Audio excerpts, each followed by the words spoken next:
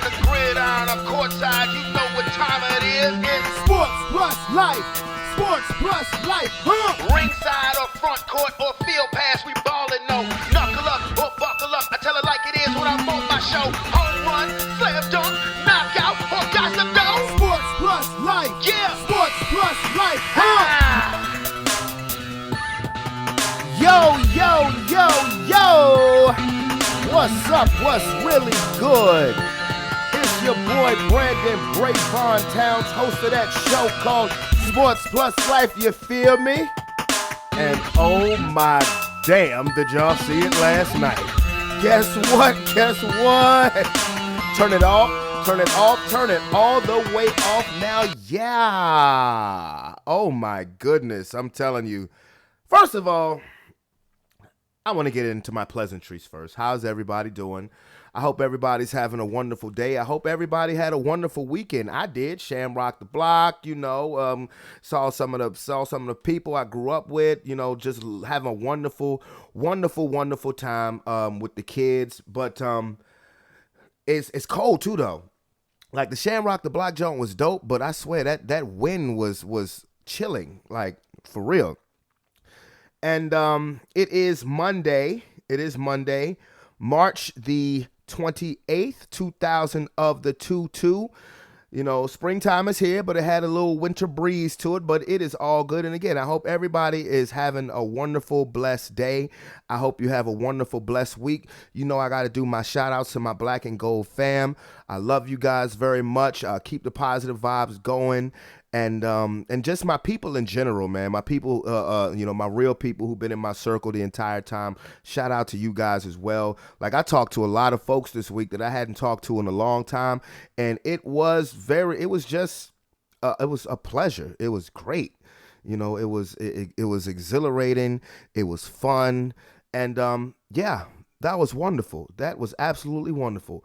Now, as far as the sports topic goes, I'm not going to talk about that first, okay? Because I can sum it up quickly with the sports. NCAA Final Four is set. You have nothing but a Blue Bloods Final Four. All four teams have won multiple national championships. First time in the history of the tournament that has happened. Coach K, the Blue Devils, got to the Final Four. They're playing North Carolina, yada, yada, yada, yada, yada. Did you see the Oscars last night? Because if you didn't see it last night, I'm pretty sure you saw the main event on your phone everywhere where there's internet service or even television service. Because I don't watch the Oscars. I don't. I'm gonna be honest with you. I don't. I haven't watched the Oscars for a long time. Not because of the boycotting reasons, even though that makes perfect sense. I didn't disagree with the boycotting event. It's just a typical point of the society that we live in. But I watched the beginning of it because I just was interested to see what musical number they were going to have at the beginning. So the very beginning of it, I saw Venus and Serena, and they looked absolutely gorgeous. Then the performance by Beyonce on the Compton tennis court, I think that was cool because you could tell where this night was going as regards to who was going to win Best Actor. That was already something that I had heard 2 or 3 days before, because remember last year at the Oscars, it was supposed to be Chadwick Boseman for his last performance, but instead Anthony Hopkins got it. Everybody in the Oscars took a whole bunch of flack for it, as they should have. So it was well known that most likely Will Smith was going to win for Best Actor of the Year for his performance in King Richard, which I watched, and it was pretty good. I'm not going to sit here and say that this was the best movie I've ever seen Will Smith in, but it was good. It was pretty good. Mostly Will Smith, or with a chance of Denzel Washington and Macbeth. Cool. All right, cool. So I watched the beginning of it. Then I proceeded to go on demand and watch Winning Time. That's the docuseries, the HBO docuseries about the rise of the Showtime Lakers. Very good show. Would encourage anybody to watch it. Again, that is called Winning Time. And so by the time the episode was over, I needed to get my clothes out the dryer.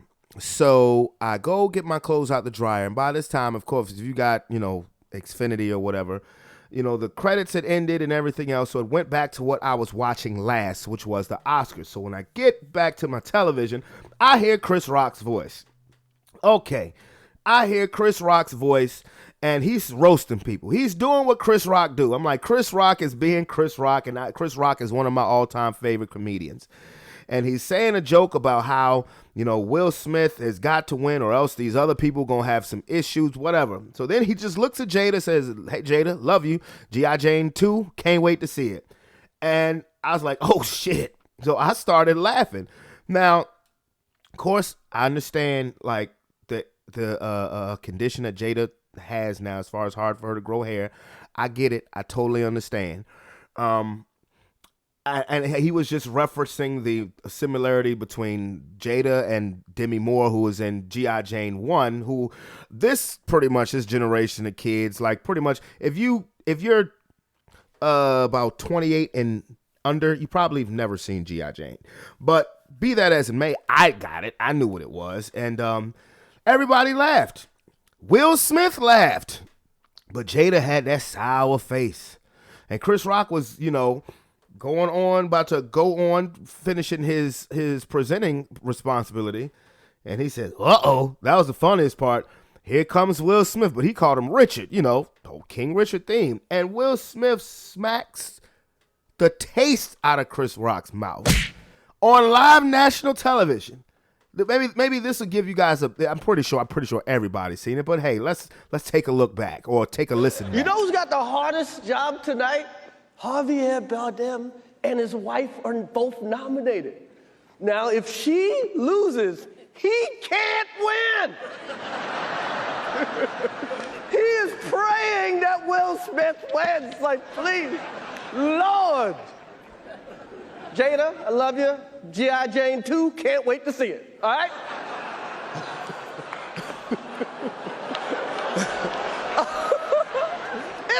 That was a nice one. Okay. I'm out here. Uh-oh, Richard.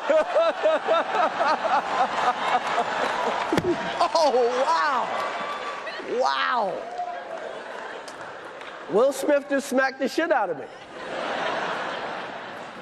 Keep my wife's name out your fucking mouth. Wow, dude. Yes. It was a G.I. Jane joke. Keep my wife's name out your fucking mouth. I'm going to, okay? Okay. That was a greatest night in the history of television. Okay.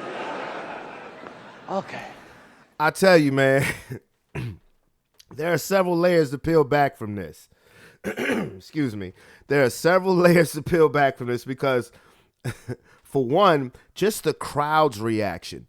The crowd's reaction in itself was one of large confusement, which made it absolutely priceless because you could tell that people were trying to figure out, people in the crowd, and I'm pretty sure people on TV, was that real? The Oscars is a celebration of the arts. It's a bunch of actors. So you're like, was that real? That's what I was kind of trying to figure out myself. Now, the actual telecast, when it happened, you did not hear Chris Rock say, Will Smith just smacked the shit out of me. You did not hear Will Smith say, keep my wife's name out your fucking mouth. You didn't hear that. What happened on the actual broadcast is after Will Smith smacks Chris Rock and he heads back to his seat, the audio totally goes out. The audio goes out. The camera starts to skip a little bit. You can, one camera angle got a clear picture of Will Smith's face, and you could clearly see him because you couldn't hear it, but you could clearly hear him. You could clearly see him saying, "Keep my wife's name, blase blase." So that's when I realized I think he dead ass serious. That's when I realized I think he's dead serious. So I immediately rewound it. I was like, "Yo, wait a minute," and all of a sudden, I didn't see Will Smith anymore. I saw Detective Mike Lowry come up to Chris Rock and smack the taste out of his mouth. So, and with the crowd's reaction, once I heard the unedited version, is clearly, even after Will Smith smacked Chris Rock, the fact that Chris Rock never broke character because he wasn't being a character, he was being Chris Rock. When he said Will Smith just smacked the shit out of me, you clearly heard the crowd the crowd was laughing. They still thought it was a joke. They must have thought it was part of the show. Wow. Will Smith just smacked the shit out of me. See, clearly the crowd must have thought that this was part. Well, I think when he said smack the shit out of me, I'm pretty sure there was some people like, well, we know he ain't supposed to cuss like that because this is on, this is on national TV, ABC. But clearly a majority of the crowd thought that it was a joke. But it was when Will Smith yells, "Keep my wife's name out your effing mouth," that you hear the gasp of the crowd when they finally realize, oh, this is not staged. This is not scripted. This is for real. This is really happening, real time, real life. My wife's name out your fucking mouth. Wow, dude. Yes. It was a G.I. Jane joke. Keep my wife's name out your fucking mouth. I'm going to, okay? Okay. Okay, again, at that point in time, the crowd now realizes that this isn't rehearsed. That was real. Everybody really just witnessed an assault on stage. And you could tell that, by the end of this, Chris Rock, who, in retrospect, did the right thing by keeping his cool. It's amazing how he kept his cool. But you could tell he was you could tell that inside he was pissed because when he said, okay. Like he was, boy, the West Philadelphia meet Brooklyn, New York, collision course. I don't know, but, dog. Okay, now that I've replayed and analyzed, now I just want to speak. First of all, Will Smith thought the joke was funny. Will Smith thought the joke was funny because he was laughing. But then he looked at Jada Pickett's face, and she gave him that, oh, it's funny, nigga face? Oh, you think that's funny, nigga? She gave him that combined with the, okay, well, guess who ain't getting no more nah for a while? All of those mixed into one. And Will Smith figured, oh, God, I got to do something. I have to do something. And the events transpired as they did. But to be honest with you, I don't think the joke I don't think it warranted violence. Or let's just put it this way. The crowd probably wouldn't have never known. The crowd would have probably still thought that, oh, that was scripted or whatever. If Will Smith hadn't done both actions. If he had just screamed, "Keep my wife's name out your fucking mouth," I think people would have been like, okay, he legit is serious. And people would have made Chris Rock out to be an insensitive prick.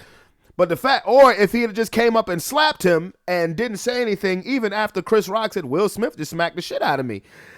Because people, again, were still laughing. A lot of people thought that was part of the show. So they probably, would have just went on from that and, just kept it moving. But the combination of everything that happened has a lot of people going in on Will Smith because, and this is my preference from it. Again, as far as the comment made about Jada, I understand the condition that she has because one of my nearest and dearest has that same condition. So I'm not going to name any names because I didn't ask for permission to speak on this, but I'm just going to say, as far as, throwing names behind it, but I understand. And, we talked after I posted, I did post it to Facebook, but we talked and all I said was, I understand your personal investment as far as to that comment and maybe how Jada was feeling. I said, but I still don't think that he should have hauled off and hit Chris Rock for that because this is my thing. If that was The Rock instead of Chris Rock who made that comment, are you going on stage to slap anybody, Will Smith? I don't think so.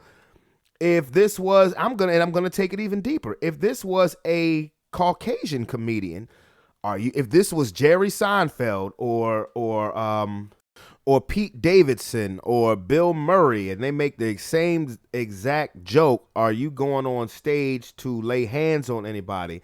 I don't think so. Or if you did it to one of those, it's a guarantee that you wouldn't have been there to receive your award because you'd have been in the back of a squad car, heading to a precinct.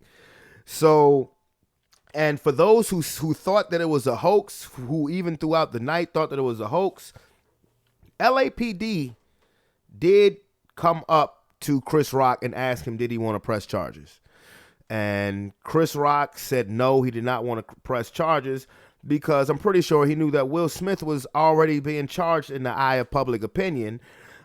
Chris Rock, I mean, I don't know how you're made out to look like a hero for having the shit slapped out of you on national television, but I give him props for maintaining his cool and keeping it moving because, bro, I mean, I could only put myself in that position and just, you know, if we wouldn't have been squabbling on stage after that, your boy would have been waiting for him backstage. I'm just saying, like, dog, I find it hard to believe that Chris Rock actually slept last night. I'm serious because, I mean, come on. I guarantee you that his phone was blowing up minutes after that happened by people who were watching it the same way that I was, thinking, bro, is this real? People who know him and have access to him, I guarantee you his voicemail box is full. He probably has 1,000 text messages.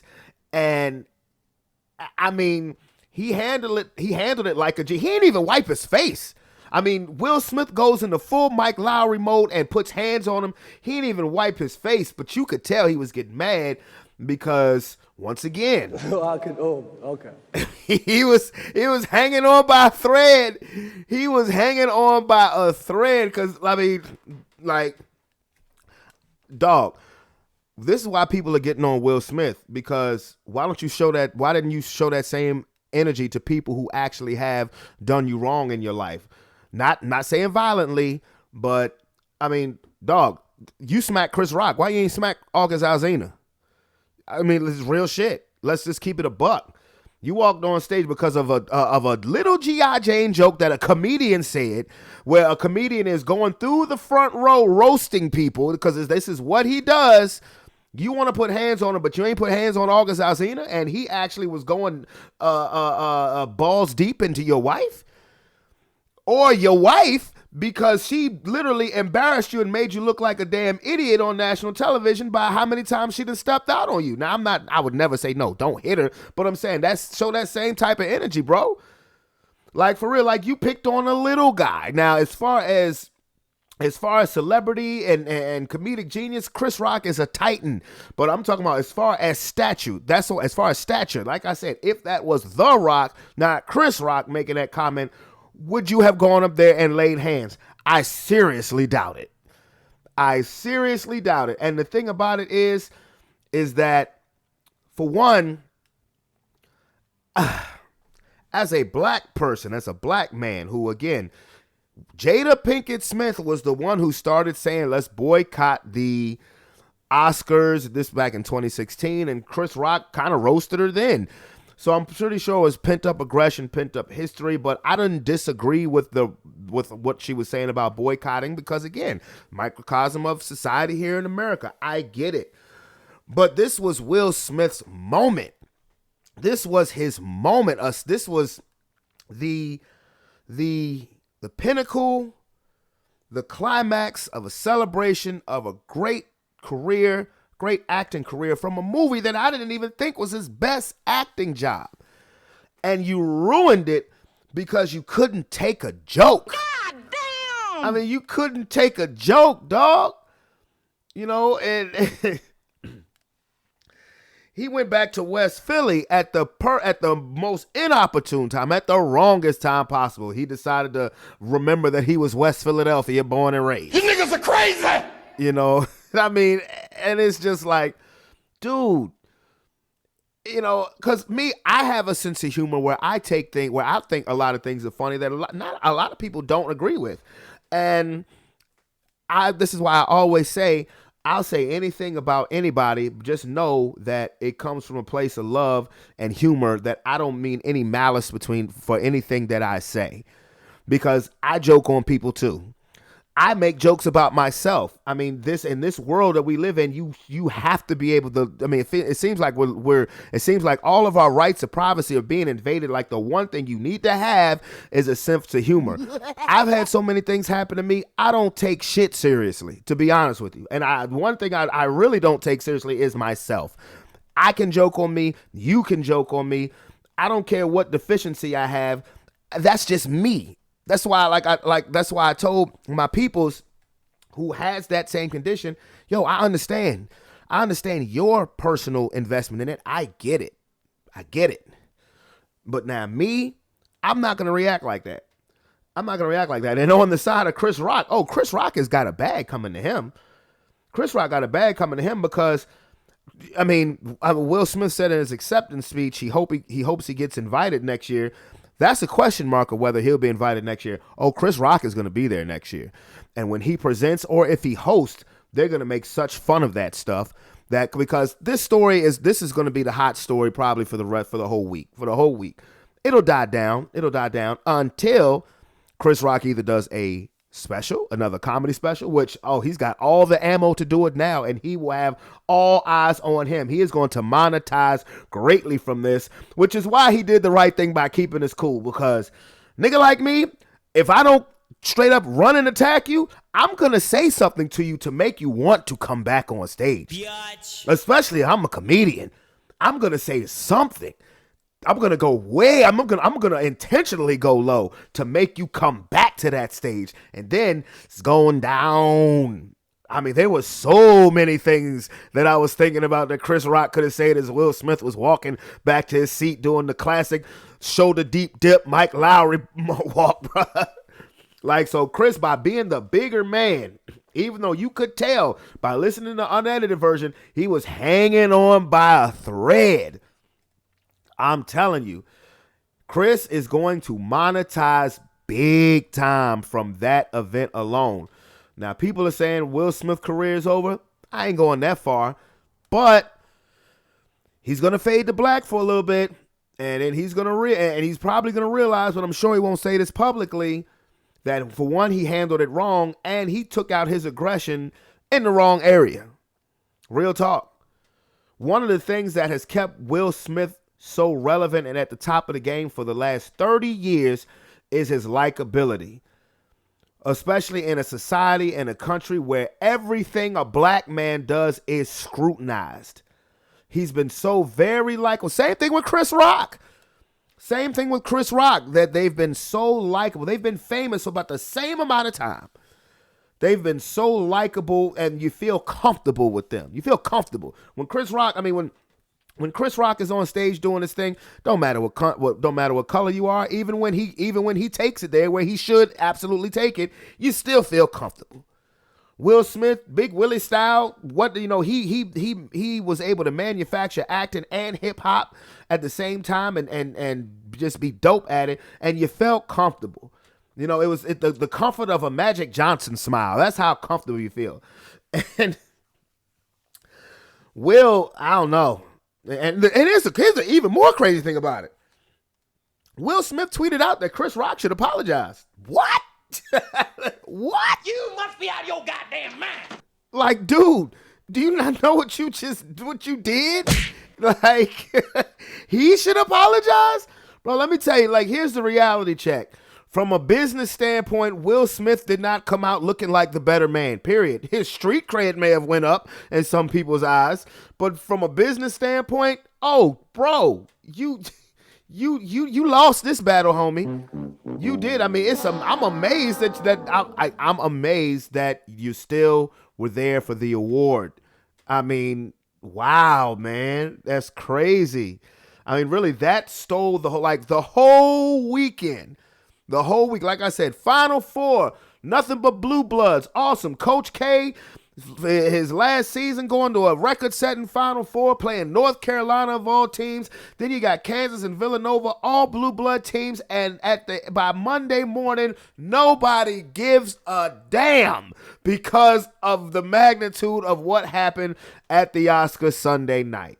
And I got to get some reaction from my people. Calvin, what up, dude? What's going on?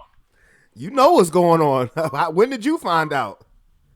I found out this morning, 6:55 Eastern Standard Time. I woke up and I heard something. I seen something about slap. Chris Rock. Last night I went to Twitter. Because Twitter, and Facebook is like grandma's phone that wrap around with the long cord to go from the kitchen to the bathroom. Yeah. Twitter is not Superman. Oh, Twitter have all that shit before everything. So I went to Twitter. I was like, oh my God, man. I like, what the hell? But I'll say this: he wouldn't have slapped if he picked the right Chris Rock to slap, because the Chris Rock between Kill and Nussida and Never Scared would have made the whole show about Jada Pinkett Smith. They would have been a segment. She would have been in a segment. He'd have been sick of. That's what I would have did. I would have used you don't never make fun. There's people you don't make fun of, and one of them is a comedian. Like, you don't never make fun. You don't never embarrass a comedian. Like, if he must have some type of mutual. Like, Chris Rock must got a lot of respect for Will Smith. Like, he had a lot of restraint, because I know everybody talks to him like, oh yeah, well, you know, Will, he from Philly, yeah, but Chris Rock is from Brooklyn. You know what I'm saying? Yeah. You know, like, and there's not many species on this earth more grimy than a Brooklyn nigga. You know what I'm saying? It is. Think about it. Like, all right, I mean, that's not funny, but like, you watch the Marvel shit, right? Yeah. Now, you remember when Captain America and motherfucking Bucky banked goddamn Iron Man? Yeah. After he killed his parents, after one of them killed, you know what I'm saying? Mm-hmm. That's how Brooklyn niggas act. You know what I'm saying? Did you ever see the unedited version? When you said keep your name off my Yeah, yeah. Yeah. Yeah, I saw that. No, but this is what I'm saying, because I had the clip played on early on the podcast, but you're right when you say Chris Rock showed great restraint, because right before he went back to doing the show, the scripted show, Chris Rock said, I could, woo. He said, okay. He had to take a deep breath.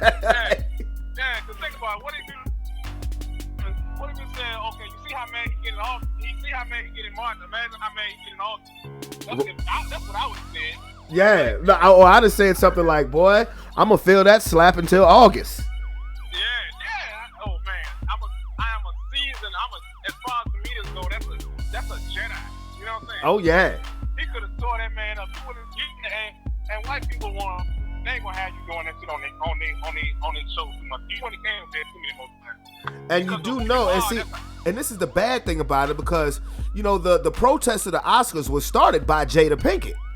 So for Will Smith to get up and do that, you know, them white executives are gonna be like, y'all made the Oscars ghetto. Hey, imagine that's crazy. Imagine protesting the Oscars and having black people yours get up there and act real niggas. You know what I'm saying? Will Smith did not raise us like that. I expect that shit out Martin. I don't expect that shit out Fresh Prince of Bel-Air. You know what I'm saying? I expect that shit out Martin, not Will Smith. And the only reason why he was able to get that close and do that shit is because of who he. I mean, that's I don't know, man. I mean, that shit is crazy. I didn't expect that shit out, and it just won't that bad.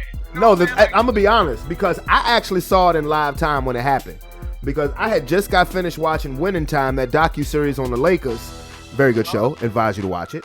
But I had just got my clothes out the dryer. Now I was watching it on demand, and it went back to the last channel I was watching, because I don't watch the motherfucking Oscars, but I watched the beginning of it because I wanted to see the opening, see what music act they had, and Serena and Venus was on there just looking gorgeous. But when the show went off and it went back to the Oscars, I came back in the house and I hear Chris Rock. I'm like, okay, Chris Rock is roasting niggas. He doing what he do. And then when he looked at Jada, he said, love you, Jada. G.I. Jane 2, can't wait to see it. I busted out laughing. I'm not gonna lie. I thought it was funny. And he just kept it moving. He's like, okay. And then he said, uh-oh. When Will Smith started walking on the stage, he called him Richard. So when he slapped him, I kind of didn't know what to make of it. But then, see, on the actual TV broadcast, after he slapped him, the audio totally went out. The audio went out. The camera started skipping. You could see. That's some bald and white dude with glasses back there. Cut it. Yeah, right. And you could see Will Smith's face say, keep my wife's name out your fucking mouth, but you couldn't hear it. So that's when I was like, oh, that shit just happened for real. For real, yeah. Yeah. Real niggas. I said that shit wasn't in the script. What is it, the Source Awards? Get the fuck out. You just set us back. You know what I'm saying? You just set us. Damn, Will Smith set black people back 30 years for the Oscars with that move, man. Out of all people. That's like in the 80s. That's like in the 80s, Bill Cosby smacking Bob Barker for a comment. But you know what though? Because one of those things I really hate is mayonnaise, and I hate a bullet. And I hate to think he smacked that dude. He knew he wanted to be my back. I thought he wanted. Because I don't think he's smacking Jamie Foxx like that. I just don't think he smacked Jamie Foxx like that. I don't know why. I just don't think. You know what I'm saying? You know what? That's a good example because I've been saying, what if The Rock said the same comment? Would he smack him? No. Rock said it, right. Hell no. But Jamie Foxx is he's a comedian too. If Jamie Foxx said it, no, I guarantee you he doesn't come up and smack Jamie Foxx. But the reason I use Jamie Foxx is because he comes from that same. I like to say he comes from that same. Part of those comics that came up in like the 90s. Yeah, they all from the same generation. They came there. Some people that was. Probably everybody knew it, but like talked about it, like drove like 100 miles for $25. You know what I'm saying? Like, yeah, Like, he's like Chris Rock is a habitual limit pusher. Yes. Jamie Foxx, you know what I'm saying? Yes. So I know you won't do that. That's why I use that example. You know what I'm saying? I put it like this: if he had came up and slapped Jamie Foxx, I guarantee you they'd have had to go to commercial because Jamie Foxx would have hit him right back. Man, Jamie Foxx would have goddamn. One thing about look, I'm telling you, Jamie Foxx would have been show about Jada Pinkett. It would have been so many August, Alexa, whatever the fuck that nigga name is. August Alsina. Yeah, what I said, Alexa. Yeah. Mike Lowry would have been fighting Electron. Yeah. Man. That shit wild, man. And he was like, damn. I ain't gonna say he was like this voting boy or whatever, but he was like Will Smith, one of the rare people where African American performers have been accepted on both sides. He had respect on both sides. He still has respect. Yeah, but that's what I said. He gonna be good because he got that respect, but we didn't know he had that type of nigger stuff in him. You know what I'm saying? Yeah, we thought he had outgrown that. But he never outgrown it. He never displayed it to outgrow it. But that's what I'm saying. He picked the worst time to remember that he was West Philadelphia born and raised. Born and raised. Yeah, I think he'll be alright. Because both of them, it's not like 50 Cent smack Chris Rock or you know what I'm saying, Will Smith smack Snoop. You know what I'm saying? They both kind of like in the same place, even though they do different things. Well, that's why it's so surprising because one thing, and I said this before we got on the phone, Will Smith makes you feel comfortable. Right. So Chris Rock makes you feel comfortable. Right. So it's not like, so I guess I'll backtrack a little bit so far like the niggas and making a race thing. It's more of a maturity thing. Oh, trust me. Oh, no, trust me. I guarantee you that somewhere along the line last night, one of them higher up execs who's in charge of the production, I mean, it sucks because Will Packer did the production of the Oscars. Yeah.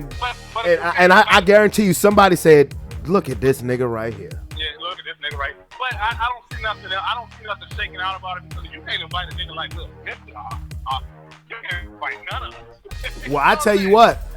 In Will Smith's acceptance speech after he won the award, he said, hopefully I'll be invited back next year. That's a question mark. That's up in the air. Oh, Chris Rock will be back there next year. Yeah. Chris Rock will be back there, and they're going to make a funny spoof about it, too. Yeah, because, when it comes to the business... Say what? Nah, you're right. I think we're saying the same thing. Go ahead. No, it's okay. If you go... Now, as far as the business aspect of what just happened, Chris Rock won. Just by keeping his cool. Right. Just by keeping his cool because... On some long-term shit. On some long-term shit. Because, for all intents and purposes, Will Smith didn't win business-wise. A couple people may think his street cred raised up, but he he ain't had street cred since the opening credits of the first episode of Fresh Prince of Bel-Air. He is Will Smith. That is who he is. He is not going. I'll take on Eminem and not going to. But what I'm saying is, I feel like they're too respected and too well connected for them to. And it's not like I'm just glad I'm just glad both of them were black. Because can you imagine if a white dude was smacked a black dude, he would have so much pressure to whoop that nigga ass on live TV. And can you imagine if a black dude smacked a white person? Oh no, see, I gave this example earlier. I said if that was Jerry Seinfeld or Pete Davidson or Bill Murray, Will Smith wouldn't have went up there to smack him, or else he would have been taken off. He would have been taken to jail immediately. He wouldn't have got close. Yeah. He wouldn't even got close. I'm telling you, they both the same. They so similar and they so in the same ballpark that it's like, you know, it's kind of weird. Our society and even all the median community, the Hispanic community, the black community, or whatever, we just probably look at it. And, you know, two cousins got the argument and took out. You know what I'm saying? It's all good. And and us as a black community, what Denzel say, leave it alone. You gotta leave it alone. Well, it was Denzel and Tyler Perry and Exactly. Once Tyler Perry and Denzel tell us niggas to leave some shit alone, 98% of us gonna leave the shit alone. It's over with. Yeah, but in this age of social media, bro, and memes, and I was just like, I immediately went to Twitter because the only time I go to Twitter is when something earth-shaking happens, and that was an earth-shaking moment. Right. Because That's what I was saying. You need it live. You know what I'm saying? Yeah. Yeah, because I'll go to Twitter and Deion Sanders is going in. Stephen A. Smith is going in. 50 Cent, you knew 50 Cent was going to say something. Oh, man. That man is a domestic terrorist, man. That nigga 50 Cent, so, hey, that is my nigga. I love 50 Cent. He be... Yeah, and they are all going in, like, and they all saying, like, Will Smith, why did you do that? Like, bro, what are you doing? Well, 50 made a joke about it. He posted a picture and said, bitch, don't play with me. LOL emoji. But Deion and Stephen A. Smith, they're like Stephen A. Smith, like, he went in seriously on Will Smith. He's like, bro, this was supposed to be your moment, and you messed it up doing that bullshit. He's like, what is it? He's like, what do you think they're gonna say about black people now? And Deion Sanders was like, bro, you can't lay hands on somebody at least while company's around. Like, yeah, and they're probably they're more, and I feel like without hearing the whole thing, they're more than likely right. You know what I'm saying? They saying what me and you were kind of saying, like, you know what I'm saying? But I'm just glad. I mean, it could have been worse. It was very unnecessary. Very unfortunate, but it could have been a whole lot worse. And it didn't get to be a whole lot worse because Chris Rock kept his cool. Like, and you could tell, like if you listen to the unedited version, you could tell Chris Rock was hanging on by a thread.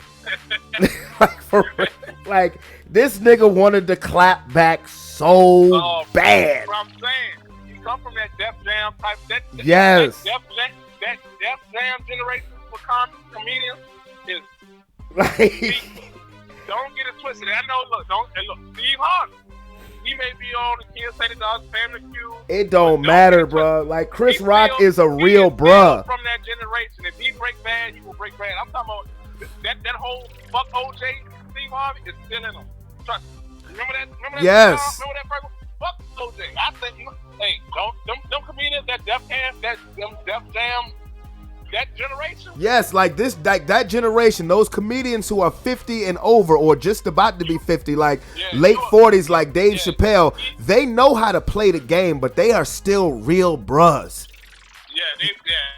You know what I'm saying? And Chris Rock, you could tell, like I said this earlier before I called you. I said I find it very hard to believe that Chris Rock went to sleep last night. Yeah, and you know what? Same thing make you laugh, make you cry. For the last 6 years? Not 6. Let me see. This is 2020. Maybe between 5. I say 5. Will Smith has been one of the most popular memes. Oh yeah. For one thing or another. So one thing make you laugh, make you cry. And you know what I'm saying? I think Chris Rock may have known that and like, I let him have it. That's what, you know what I'm saying? I let him, because he could have made that so. That shit could have, like, he could have just sat there and just did what he did what he's paid to do. Yeah. And you would have wished he would have smacked you back. You know what I'm saying? saying? That's what I'm saying to my initial comment. It's some type of respect, or some type of respect. It's either respect for Will Smith, or I don't say respect like you like scared of, but like, you know what I'm saying, like, damn, bro, I ain't even gonna do you like that. You know what I'm saying? And it was definitely a lot of restraint. Well, I think it was more restraint than respect, because I think, Chris Rock thought very quick on his feet, because you realize, okay, if I do something back, I might be messing up any future monetary plans that I may have. Like, Chris Rock is gonna cash in from this shit. Right. Well, that's what I'm saying. If he would have stuck to the truth of his craft, no. Because he is, in fact, a comedian first. So if he gonna laugh and joke and if this dude somebody smack him and he retaliate by telling funny jokes what we pay him to do anyway, no, it won't. Now on another note, you don't know, like I said, Will Smith is real connected. He's not like up there like, I don't think he's like connected like the Michael Jacksons of the world were, the Jordans of the world were, the Beyonce's are, but he know who to call. You know what I'm saying? He know a couple of same people. If you clap back and do all that and do that, if Will Smith gonna make a few calls and you know what I'm saying? But like I said, they're all from the same era. They all in the same fishbowl as far as reputation and established. They established around the same. Man, who knew that we would watch Will Smith turn into Mike Lowry live on TV? You know what I'm saying? Like, it's not like that. If let me see, if Country Wayne would have smacked him, then yeah, Country Wayne would have been dead in the war. You know what I'm saying? Or if Will Smith would have smacked Country Wayne, you know what I'm saying? It's all about they a boxer fan. They are in the same. They may have different styles, but they have the same type of pedigree. They are respected. They're rich. You know what I'm saying? They can go in it black and white, both sides of the fence. Family, what's the word? Household names. Household names, yeah. You know what I'm saying? It ain't like it's Godfrey. You know what I'm saying? Right. Yeah, if Will Smith wasn't, I think I don't think Will Smith would attack Godfrey. You seen Godfrey? But that's the thing about it. I think his stature had a lot to do with it, because for one, I don't think, like you said, I don't think Will Smith would attack Godfrey. I don't think Will Smith would attack Jamie Foxx. You know? No. But Jamie Foxx is the same. Jamie Foxx is in the same league as them three, as them other two. It's just, I just don't got Jamie Foxx's demeanor. You know what I'm saying? Like, Jamie Foxx is from the South. You know what I'm saying? Like, you know, he's from like, Texas. We from Texas, and we don't let shit go. Like, you know, you kill my cat, I kill your dog. You know what I'm saying? Like, yeah. You know, like, don't get me wrong. Like, and Jamie Foxx is a different animal, because like, Chris Rock act and tell jokes, and Will act and maybe rap. You know what I'm saying? Chris Rock, I mean, Jamie Foxx do all three. Yep. He tell jokes, act, and do music. And he's training for the Mike Tyson part. The Mike Tyson movie. Yeah. Man, that nigga would have played so Fox up. You wouldn't have got up there with Jamie Foxx. I think. Yeah, that's. One thing, but as far as Chris Rock, that comes from being able to have your name and your face in face that was millions of love and knowing how to act. You know what I'm saying? He, like you said, like he knew how to act like 99% of us would have been a blow. Oh, bro, I'm telling you, bro, niggas would have cut the commercial, or I would have said everything to make him come back up to the stage, bro. Right. I'm telling you, I mean, I would have had so many August Alsina jokes. Right. And like, bro, I'd have went so incredibly personal that I would have made him have no other choice but to come back up to the stage, and then furniture moving. Then furniture finna move. It's about to be smoking in the city. Yeah, bro, like for real. Cause like, hold up, wait a minute, bro. I'm a comedian. I'm telling a joke. Yeah. And the fact is that when he first told the joke, Will Smith was laughing. But then Jada gave him that, oh, it's funny, nigga, look. She gave him that, you ain't getting none of this in a long time look if you don't do something about it. Because if you watch it again, when he told the joke, Will Smith was laughing. And then he saw Jada had the sour power face on her. And, I mean, I'm serious. She had the sour power face on her. Sour because she was in her feelings. Power because she know that look means that Will Smith is going to have to pay a consequence he don't feel like paying. Oh, yeah. So he did. Yes. Yeah, women know what to do. They know what buttons to push. Yeah. But he pinned all that energy, bro. He pinned all that energy in the wrong direction. Yeah. He must have pictured August Alsina's face on Chris Rock's body. I don't know. She might have said some shit like all the women that say that shit. Ooh. No, but it's and I don't even like that all this shit to touch on that shit again. You know, I know some people that is like, I guess I don't know what's the proper way to say it, but like they belong to certain lifestyles or whatever. And if that was the case, that nigga will not sweat that shit because you know what I'm saying? Like, I forgot we was on the podcast. I was getting ready. No, go. Hey, let it go, bro. Because like I know this case, like, and this dude, you know what I'm saying? Like when I first met him, my idea of what that type of lifestyle was different from once I met him. It's not like all ahead go. Like they have rules, they have regulations, and for real, they have more. There's a lot more trust in that junk than people think. Like, you know what I'm saying? Sometimes the only time they'll have a problem is if you play without them. You know what I'm saying? Well, so, to say that if you call Will Smith a swinger today, it means it's a whole different meaning today. I'm just saying. Real shot. No, I'm just saying, bro. Yeah, but like I think us as a society, because we don't a lot of people don't understand it, or a lot of people don't understand it. A lot of people like scared to even do it, even though they want to do it. They may not even know. You know, like if you listen to the interview all the way back with that and thing with them, which they didn't have to do, they just like, let's just go with.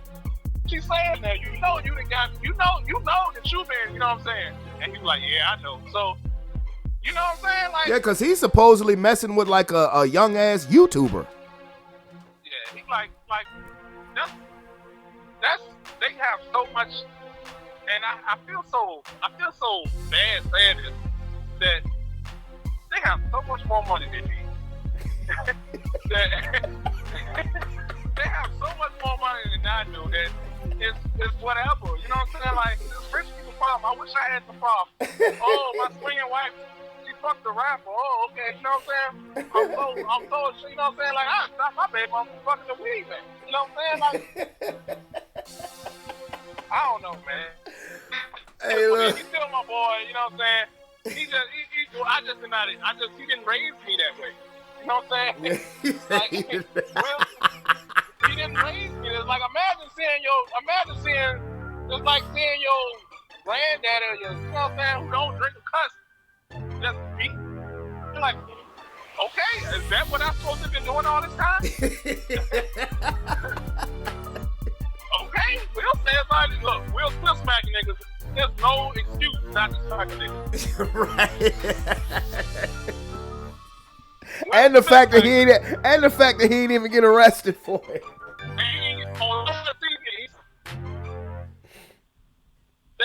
That is so gay. Oh my goodness. Well, I'm gonna tell you this. It depends on the rich people problem. Now, if you're talking about rich people problems, when you talk about as far as that situation goes, yeah, I can deal with it because that shouldn't cost a whole lot of money. Yeah. But I mean, bruh. I'm just saying they can afford to live like. I mean, that's their lifestyle. It kind of, and for real, out of all that shit, I don't look bad. I don't look down or pity Jada or Will. For real, I pity that dude, Augusta or whatever. Like you. August. Shit. You keep calling him. That was some bitch shit. You know, you should have kept your fucking mouth closed, man. You trying to be relevant, man. that girl, you know what it was, man. You're not supposed to do that shit. You got that little dumbass album he was trying to promote that nobody ever heard came out. Pretty much. You know what I'm saying? You know what I'm saying? You know what I like that to? I like that to the shit when God, I want these bitches that run this machine. I'm sorry. I liken that shit to that shit when Remy Ma came at fucking Nicki Minaj. They was like, oh, it's going, you know what I'm saying? And then she did nothing after that. Like, what was the point of that shit? Right. You know what I'm saying? Like, you did all that shit. You know, it's I think what the young kids call it in this day and age, clout chasing. And Definite clout chasing. I think that's what Mr. Augusta did. You know what I'm saying? And you and what you did once you did that was you shined a light that didn't necessarily shine on these their private life. Because at the end of the day, they're still human beings and they're entitled to their private life. You know what I'm saying? And that's why I'm saying, like, why, if you Will Smith, you putting all that pent up aggression on the wrong person. And you put it on the wrong person. Like for one, like I said, why make a fan down? You know what I'm saying? Yeah. If anybody he needs to, you know, let have it, and maybe he already has, is Jada. I'm not talking about violently, but I mean, Jada's the cause of a lot of this stuff. I mean, honestly. I think she may be the fall guy for a lot of this. Well, I mean, she comes out publicly and says that she has a sex addiction, and my God, why can't I meet a woman like that? But I mean, you in the public eye, and you admitting all of that stuff, and you admitting, hey, I've stepped outside my marriage, and then it comes out that all of the open relationship stuff is brought to light, and Will Smith is pretty much clown because of it. So a G.I. Jane joke is the straw that breaks the camel's back. Don't stop me no more. That's cool. Working man. Yeah, I know all these. You know what I'm saying? I wish they just let me do my motherfucker. I'm on the machine. I don't need no input. Just keep the motherfucker. You just hold it in. Let me do the button around this motherfucker. All these chiefs and all these want to be Indians. All these Indians want to be chiefs. Don't stop my shit no more.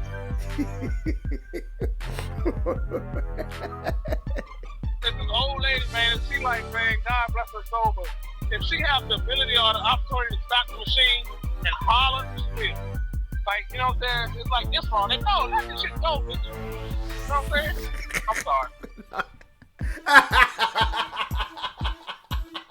I even look, because we had a machine, like you have spaces, like every station has a letter. Like O-P-U, alphabetical order. You know, basic shit. I be having to make up shit like go feed O and P, and there's nothing on O and P, just so you will not touch the machine, and you still stop the motherfucker. Oh man. But no, what I was saying was that all of that stuff that they done been through, as far as that it came out public, G.I. Jane joke is the straw that broke the camel's back. That's just crazy. Right. That was right. You was looking for right. That was so low. What's the term? That was low hanging fruit. Yeah, right. You know what I'm saying? But anyway, you go ahead, man. Go ahead, go back to work, man. I wanted to get your opinion on it, bro. Oh, all right, man. All right, homie. All right.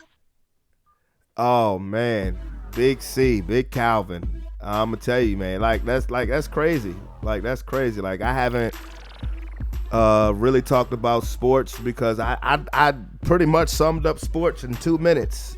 But like I said, when you have an earth-shaking moment, and you know that's gonna be, like I said, it's gonna die down, but it's gonna rise back up. When the year is over and they have, you know, events that happen in year review, that's gonna be number one. 2, if Chris Rock comes out with a comedy special, and but I will tell you this, that you just gave rocket fuel to stand-up comedians all over the globe with that, because Will Smith smacked Chris Rock like that nigga was still Pookie from New Jack City. I mean, I'm serious. And again, I truly think that the pent-up aggression is aimed at the wrong spot. Again, a G.I. Jane joke is a straw that broke the camel's back. Will Smith, again, has been a meme for a lot of what's going on in their relationship, and a lot of maybe the pain and issues that he's going on with internally that we don't know about, that we may never know about, could be because of be right at the feet of his wife. It happens. I know from experience, and I'm just saying. And and like a lot of these quote unquote power couples, they're really, and this is when you really have to talk about the sanctity of marriage. I mean, a lot of these power couples really aren't in love with each other anymore. They may have been at one point in time, but now, once they reach a certain level, it's more or less of a business partnership. I think Will and Jada, who are still a very good-looking couple, even in their 50s, or I think Jada's about to be 50, whichever. But to me, it's more of trying to keep up the perception, trying to keep up the mirage facade. That may be too of a cruel word to use, but I find it hard to believe that they're even still in love. I know they love each other, but as far as feeling the way that you should feel about a husband or the way you should feel about a wife, I think the same way as Jay-Z and Beyonce. I mean, when Jay-Z's reaction to the Will Smith slap was, boy, I've been there before. Know what that feels like, bro. So, I don't know, I don't know, but it's just crazy. It's crazy because, again, I had other stuff that I was going to talk about today that I still probably going to talk about. I mean, I'll briefly go over the Final Four. I do want to talk about the Tyreek Hill trade and the reaction from that. But again, this has been the news that has just swept up everywhere and everybody because of something that happened on live TV, real time, and real life. And again, I'm going to keep that caller reaction going. And you already know Tony's on the line. I called him. The first thing he said is, I guess you want to talk about Will Smith. I said, bro, it's been the topic for the whole show. What up, cuzzo? What's going on, man? You tell me. Well, I as a married guy, I understand Will, but Will was wrong. Will was wrong. Will should have handled that differently. Oh, absolutely. He should have handled that off camera, or maybe backstage. If you got to step to him, step to him. At most, you tell him, you need to ease up. You can yell up there and tell him, you need to ease up. Back up with that. But running up there and smacking somebody, it's not a good look. And the crazy part, because I was talking about this earlier, I even have the unedited audio snippet clip. I don't know if you watched it live when it happened. I did. I accidentally stumbled upon it because I don't watch the Oscars. I was just going to get some clothes out the dryer, and Chris Rock was roasting niggas, and then it happened. And I was like, wait a minute, was that real or was that fake? And then, but have you seen the unedited version? Yeah, where he's telling them, keep my wife's name out your fucking mouth. Yeah, right. Yeah. Now, see, when I watched it, live when it happened, the audio after he slapped him, the audio totally went out. The audio went out. The camera started to skip a little bit and glitch, and then you saw Will Smith's face, and you couldn't hear him, but you could lip read what he was saying. That's when I realized, oh, this shit just actually really happened. It really happened. Now, if you were in Chris Rock's shoes after that happened, what would you do? We've been rumbling. Had he hit me, he wouldn't have been straightening up his tux walking down the stage. I'd have been right behind him down that stage. But that's me. Like I said, I understand Will's thing, and I understand, people don't realize he did this similar thing in 26. He seems to like to pick on Jada Smith. Yo, Chris Rock? Oh, yeah, about the when Jada was talking about boycotting the Oscars. So clearly it might be personal, and him choosing to pick on her might have been personal. I just, comedians are comedians. A comedian is going to crack tasteless jokes. But to me, the joke didn't warrant that. I mean, G.I. Jane 2, can't wait to see it. I laughed. I thought it was funny. Well, the problem is Jada's been pretty outspoken about her mental struggles with her hair situation. Right. I know. Disease. And so that falls under the category of disability, and teasing somebody about their disability, making a joke. Even the G.I. Jane 2 joke, probably tasteless. It really is. He probably could have got away with an August whatever joke. And see, that's what have followed the slap with me. Right. Well, he could have got away with that more so than that, because this is clearly, it's clearly a touchy subject for Jada, because I think that the tell is Jada's face. Yeah, because Will Smith was laughing. Will Smith thought it was funny until he looked at Jada, or Jada looked at him. Right. So I think that's what kind of triggered it, Or Will's laugh may not even been genuine. He's an actor.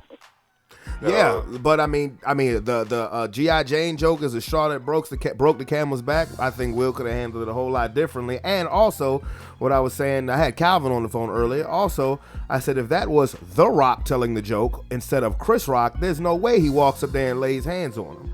Or if this is a Caucasian comedian, that's Jerry Seinfeld or Pete Davidson or Bill Murray, he doesn't lay hands on him. So, I mean, I think, it's almost like... I counter that and say none of them people would have said that. Well, okay. Well, Calvin said Jamie. Well, Calvin. None of them would have said that. Well, Calvin gave a Jamie Foxx scenario. I said I don't think he comes up and lays hands on Jamie Foxx, or Jamie Foxx would have hit him back. Again, I don't see Jamie Foxx making that kind of joke. Chris Rock, it's not surprising. Like, Chris Rock is one of them comedians where, he's like the Kanye West of comedians. You know what I'm saying? He'll put out some good material, but then he'll put out some controversial material, knowing that people gonna tune in just to hear that, soundbite. Well, Chris Rock even though it's maybe an unpopular opinion or a wrong opinion, he gonna say it anyway. Well, Chris Rock is one of my all-time favorite comedians, and I find it hard to believe that Chris Rock slept last night, or either of them, for that matter, slept last night. I don't even think Dave Chappelle wouldn't have made no comment like that. Dave Chappelle is probably the most unfiltered comedian. He would have known better than to make a joke about that particular subject. Boy, but what that just happened is that just gave rocket fuel to every comedian around the world. Yeah, I mean, the question is who's going to be the target? Will it be Will or will it be Chris Rock? It might very well be Chris Rock. From a business standpoint, Chris Rock won though, because he didn't retaliate. And you could tell he was hanging on by a thread. If you saw the unedited version, because I'm sure he wanted to throw some even lower jokes out there, but he kept it moving. He kept it very professional. So he won the business aspect of it. Will Smith, you do know that the police actually approached Chris Rock asking did he want to press charges on Will Smith. But Chris Rock couldn't press charges. No, he said no. Yeah, he couldn't. He couldn't press charges. National TV, two black dudes, and you got pimp smack, and you will press charges like a bitch? No. Oh, exactly. And then on top of that, in the eye of predominantly in public opinion, Will Smith has been roasted. Like, I understand what you're saying, well, he was defending his wife and whatnot, but you also said that you thought that he could have handled it better, as do I. I didn't say I wouldn't lay hands on him. I said I do. Not on national television, though, because the optics, it's all about what you see. You can hear Will Smith knocked out Chris Rock backstage or something, but if you ain't see it, it's less impactful on how you perceive things. I don't know.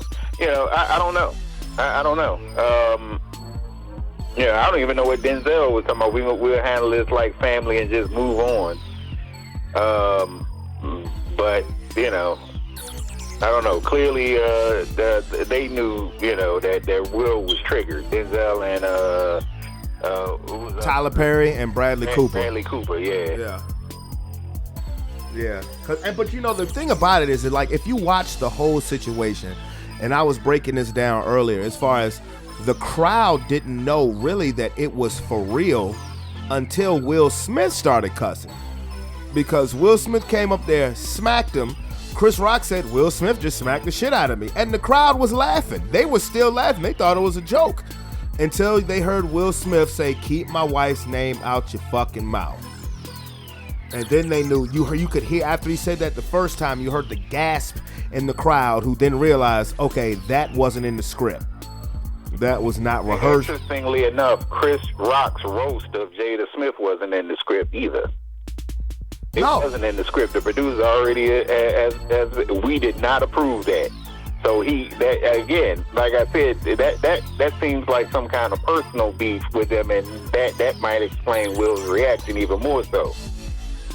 Well, a lot of I can say about that, because if you're going off script, going out of your way to roast some dude's wife that on a script that was not approved by the producers, come on, man. I mean, we know that they do ad-libs sometimes, but usually it's a harmless ad-lib. Well, he went on live. I forgot who the chick was. I was interviewing him live, and he said that. He said, you know, you generally show the producers all your jokes, but he said, hey, I hide some of them. He said, because some jokes, if I show them, they're gonna tell me not to say it. So yeah, he knew what he was doing. But you go listen to social media. First thing especially black people's social media, they're gonna say, bro, why don't you have that energy towards August Alsina? Well, I can actually explain that one. That one's pretty easy. Because his beef in that situation was with his wife.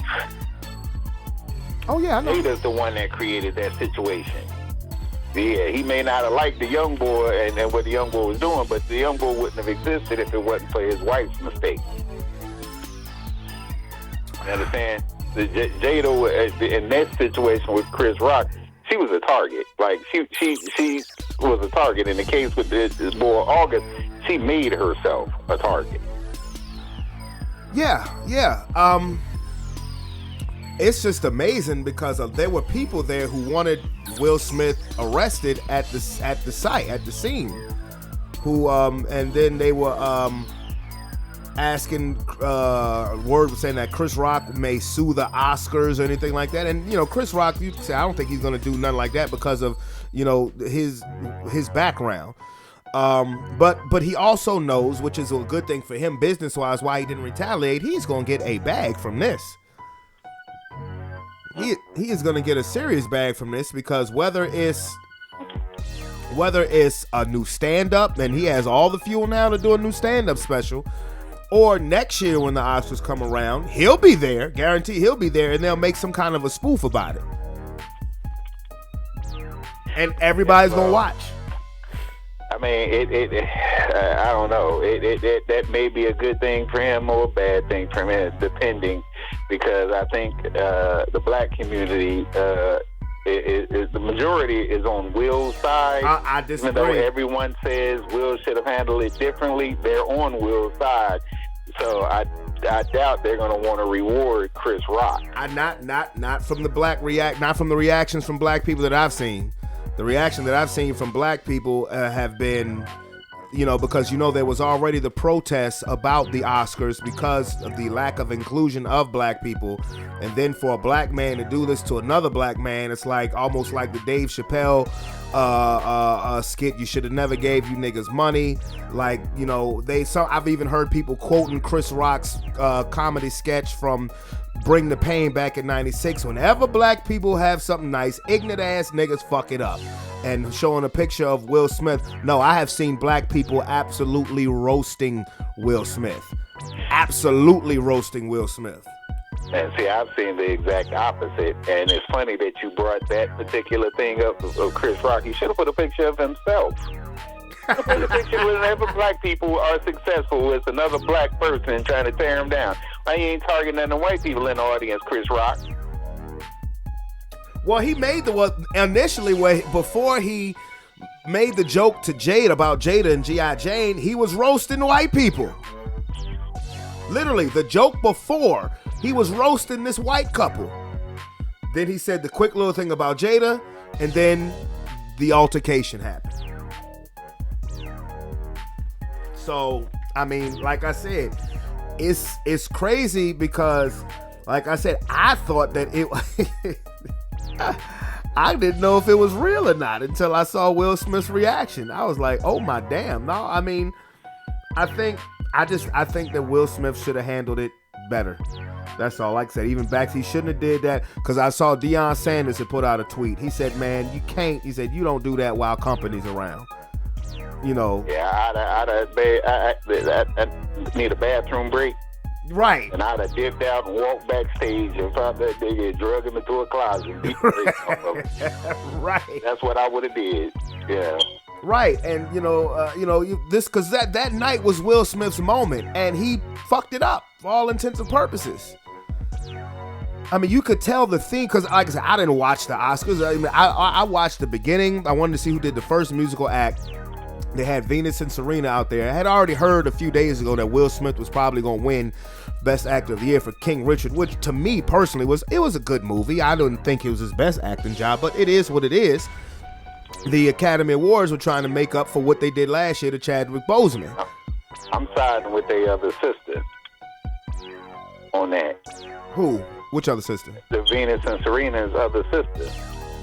Oh, the one that they say Richard left? Well, clearly he left. Yeah. They say he left. Well, yeah. Clearly he abandoned that family, started a whole another family, and I mean, we don't know the behind the scenes workings things, but one thing we do know, you ain't got to deal with the mama, but that's your children. Those are your children, irregardless.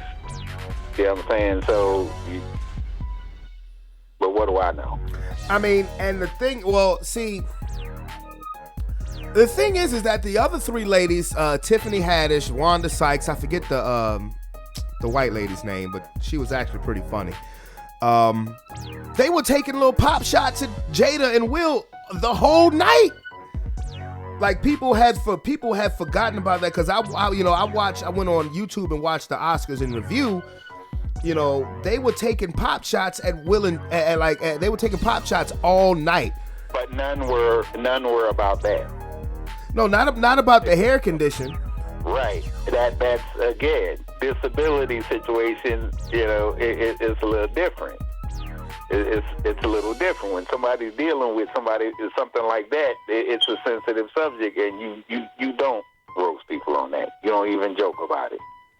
Amy Schumer. Okay, I'm sorry. You don't even joke about it. Like it's like having let's say you got an autistic child, and Chris Rock stand up there making autistic jokes. He gonna get punched in his face. No. He could have chose any subject. He went for the throat. Well, yeah. Again, he could have got punched in the face, but I would have did it where there won't no cameras. That's the only thing I would have did. I heard Shannon Sharp say on Undisputed this morning. He said Will Smith would have got his ass whipped. Who said that? Shannon Sharp. I mean, it's easy to say that, Shannon, when you ain't the one getting slapped. I don't think Will would have slapped Shannon Sharp neither. You know, I don't know. Maybe he would, maybe he would. And then Chris Canty on ESPN this morning said, first of all, he said, if Will Smith smacks me, automatically we go on a commercial. He said, I don't give a damn what I said. He said, I don't pay no attention what the athletes say, because just because they, as Bruce Lee say, you know, boards don't hit back, weights don't hit back. You know, I trust and believe I'd have fought many swole nigga in my life. Hey, I thought Max Kellerman had one of the more clever takes on it. He said Mike Tyson said everybody has a plan until you get hit. He said, well, Chris Rock actually stuck to the plan after he got hit.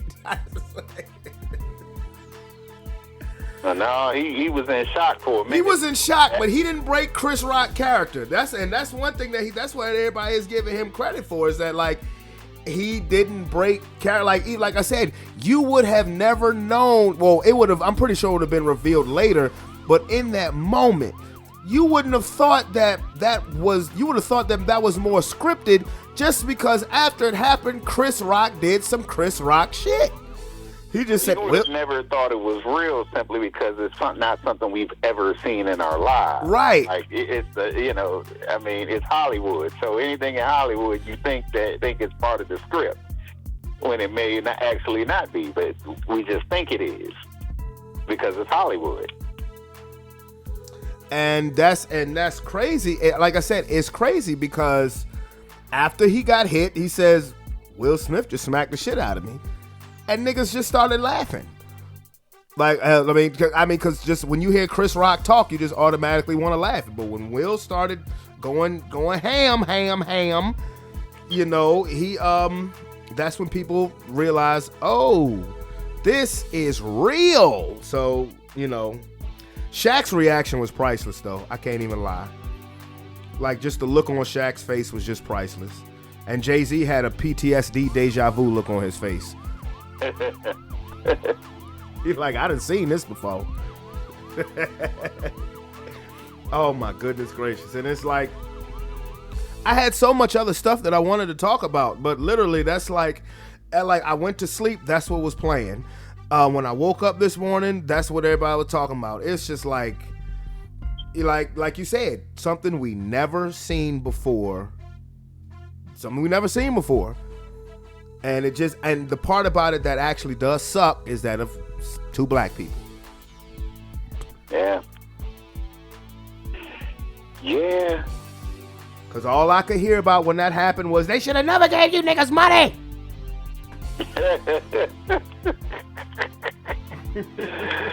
I just can't wait. I'm going to be watching so much stand-up for the rest of the year. It's going to be 1.5 million memes.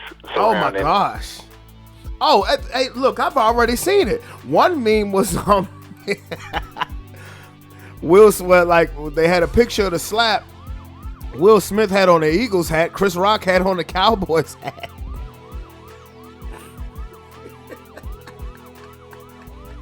Notice I'm not laughing. Because Chris Rock ain't even a Cowboys. He's a Giants fan. I know, but whoever did that clearly was a Cowboys hater. That's why 50 Cent has already made a meme of it. You know he was gonna say something. Yeah, I need to be on the receiving end of one of them slaps, though. Yeah, but if you publicly slap 50 Cent on TV, it's gonna turn out a little bit different. Well, I mean, here's the thing about Will and slapping Chris Rock. No one's ever necessarily accused Will Smith of being a bitch. So it's not inconceivable that if it was somebody else, he would have done the same thing. People assume it because, he only did that because it's Chris Rock. Not necessarily. I find it hard to believe that if that was The Rock, I feel what you're saying is that The Rock would have never said that, but I'm just saying in retrospect, I find a hard time believing that if The Rock... Like, why wouldn't you? Like, really, why wouldn't you? What about Dwayne Johnson said, other than he just did? Like, literally, what says you don't defend your wife honor because he's a wrestler, a fake wrestler? Dwayne Johnson is soft. S-O-F. No. Let me do the life. S-O-F capital T? Yeah. Soft. Dwayne Johnson is. He has that reputation, even as a fake wrestler. He doesn't do the more brutal matches because he's soft. I still don't think Will Smith runs up there and swings on him. I just don't. I just find that hard to believe. If it was 50 Cent who said it, I find it hard to believe that Will Smith goes up and slaps him. I find that hard to believe. I just do. I'm not saying that Will's a bitch or nothing like that, but I believe that people in general pick battles very carefully. Especially, now it wasn't a smart move for one, because if Chris Rock did want to press charges, that's an open and shut case. The world saw you do it. Yeah. You know, you can't even deny it. That's an open and shut case. You don't get arrested. You're going to have to pay some steep ass fee. But I'm just saying, I find people pick their battles carefully.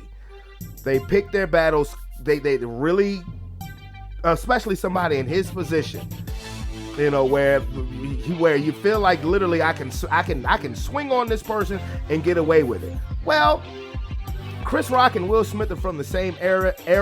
They're both titans at what they do. But again, if that was Bill Murray, or matter of fact, give me the name of a comedian who didn't give a fuck about what came out of their mouth, who wasn't black. George Carlin would never say that. George Carlin is the first comedian that come to mind, that white comedian, not from the same era as Will, but didn't give a fuck. I thought if Richard Pryor Eddie Murphy wouldn't have made a joke like that. Class. There's just certain things that. What's a dude named comedian name that started with a G? G-O. God damn it. Not George Lopez. No, not George Lopez. No. But I don't think this comedian is here no more. Andrew Dice Clay wouldn't have even said no shit like that. I don't know. He was kind of reckless. Yeah, but he wouldn't have. He wouldn't have. That's again. You can't.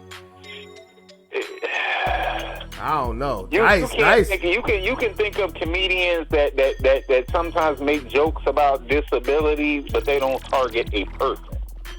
They'll make. I think D.L. Hughley would have said it. Like who was that stand up that did that stand up and they was talking about the dude that oh man, I can't think of who it was.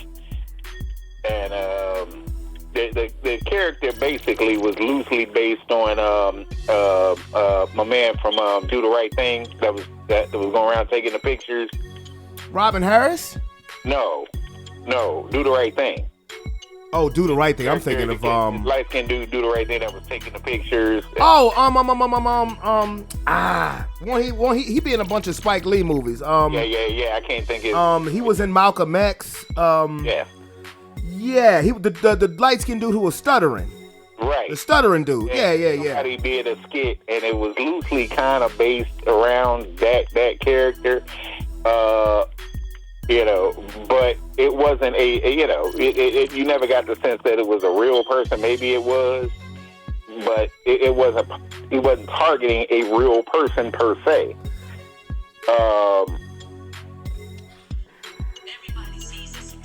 I can't remember what the hell the skit was about. The dude was a pimp or something, and he was like, they had never ran across those semi-retarded pimp or something. But anyway, the point is, this Will's words said it all. Keep my wife's name out your mouth. You keep coming for my wife, so this is why you get smacked.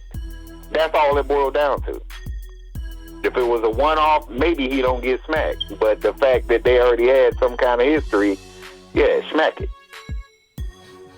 Off going camera. Out the way to target my wife. Off camera. I get that. Off camera. But, I know, like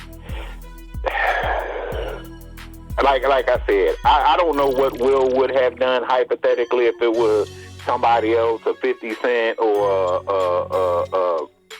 a Rock or whatever. I just know what I would have done. And, look,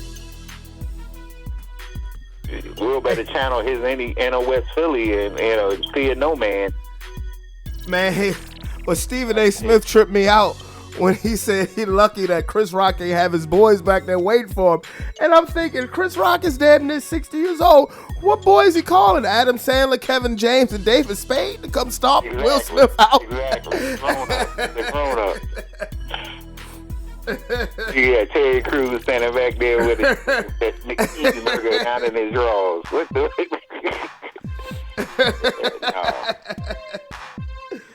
No. But still, again, I don't know. Maybe Will Smith pictured August Alsina's head on Chris Rock's body. I don't know. Again, even in that situation, I think Will had problem with that young boy a little bit, but I think mostly his vitriol was. Well, maybe he pictured Jada's face on Chris Rock's body. At Jada, but I think they've already worked through that. That was so long ago, it really don't matter at this point. No one cares anymore. But that was Jada's mistake. Choosing poorly. That is, trust me. Even when you dealing with a female that strays both lines, likes girls, you tell babe, I don't have a problem with you dealing with a regular female, but you better choose correctly. Choose a mentally stable, hygienically sound female. We don't want no crazy broads up in there. Well, I'm just calling like it is. I mean, again, it was just crazy because, like I said, when it came to the business aspect of it, Will may have got more street cred, but when it came to the business aspect of it, Chris Rock is gonna go cha-ching from that shit. He's gonna go cha-ching from it because he didn't do what me and you would have done, or me and you or a lot of people like us would have done. Me in particular, I know I would have went even lower when it came to the insults. I would have made him come back up to that stage, and then furniture would have been moving. I believe you. You wouldn't have said nothing. He turned around confidently and walked away. I believe you would have rushed him.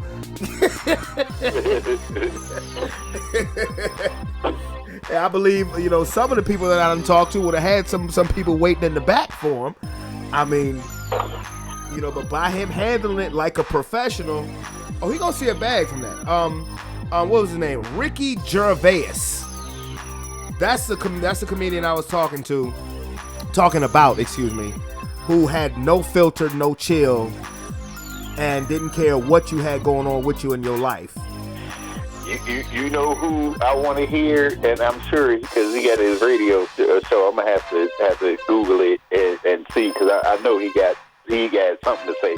I just thought of somebody that probably would straight that line. Rodney Holcomb. Oh, absolutely.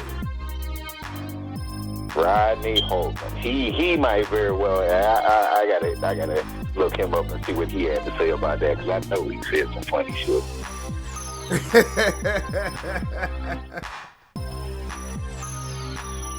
Yeah, because trust me, I know there are a lot of comedians out there who wouldn't have, crossed that line, but there are probably just as many who would.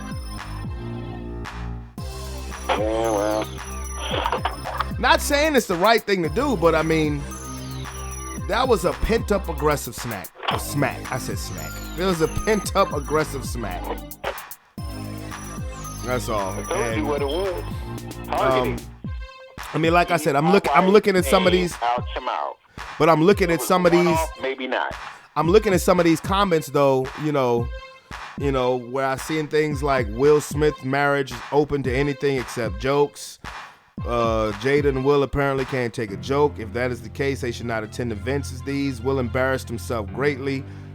Some fans held him in high esteem. He wouldn't have done that to Jerry Seinfeld, to Billy Crystal. These are just comments that But the people that's saying that, they're assuming that Jerry Seinfeld and Billy Crystal would have been classmates like Chris Rock and said some shit like they wouldn't have. That's the thing. They never have been that kind of comedian. So I don't know why they would inject that hypothetical in there to make it about a black or a white thing when them dudes have never shown that type of, they don't need that type of pop shot to be relevant. Well, I don't think nobody on that level to be relevant. Well, okay, Ricky Gervais is a very popular comedian in the UK. I agree, if he was hosting, I don't think Will Smith would have given him that same energy. Like I said, we pick our battles. I agree with you as far as the pop shot, but again, as far as Will Smith goes, we pick our battles we pick our battles. Clearly, a lot of us tend to pick battles that we know we're gonna win from a physical standpoint. Okay, I don't know that was even going through Will's head, so I ain't gonna even inject that in there. Oh, I do, because the reason why I think that, because would say 10 times out of 10, if Chris Rock insulted you gonna step to him. I don't think there's any man on the planet that's gonna say, man, Chris Rock intimidates me, and if he insulted my wife, I'm gonna think twice about stepping to him. Pretty much everybody would. I think, honestly, at that point, but just in general, I think it downplays to the level. We don't know from a Will Smith standpoint. All these dudes, actually, all these people, we don't know. From a personal standpoint, what they'd have been through their life, or to assume that Will Smith is not as tough, say, as 50 Cent. Well, 50 Cent ain't as tough as 50 Cent say. At least that's what the streets say. Oh, man. What a topic, right? I'm just saying. No, I feel you. But one would assume certain things about Samuel Jackson, but, let the streets tell us Samuel Jackson is not a dude that you necessarily would want to step to, because some of his Hollywood persona is actually him. and has been him in real life. I bet you nobody would step to Hammer if they'd have said that. Same thing, MC Hammer. If you didn't know what you know about MC Hammer, what's the likelihood in Hammer's heyday when people did not know how connected from a street level that dude was and a rep from the street, they would step to him based on his appearance. Yeah, but I mean, I remember watching an interview where Outkast said, if you think you're going to step to Hammer and not get dealt with, no. And then a Vlad TV interview with Redman, they were talking about how Redman was saying but that's years later, though. Oh, yeah. Oh, I know. Years later, we know about Hammer now. And Hammer's prime in his heyday, wasn't nobody talking about how tough MC Hammer was. No. He was just, you can't touch this. We got to pray just to make it today. None of them people. Like, you would never think it. So, I don't know. But, oh, goodness. Let me try. I'm damn near 2 hours deep into this show. Well, over an hour deep into the show. Now, let's talk about some sports. Literally, the whole show has been about. I went through a briefing over what went on with the sports weekend. Final Four, set 4, Blue Bloods, Coach K's last ride, if you will. They're playing North Carolina, which has never happened before in tournament history. All 4 Final Four combatants have multiple championships, never happened before. Tyreek Hill gets traded. Moving right along. Did you see the Oscars? That's pretty much how I started the show. Yeah. I mean, that pretty much sums it up. But, okay, because I actually wanted to go into detail about Tyreek Hill because, not the trade, but the unnecessary, as we talked about, pop shots that was taken at Tyreek Hill. But Ferd, what do you think of the trade, mate?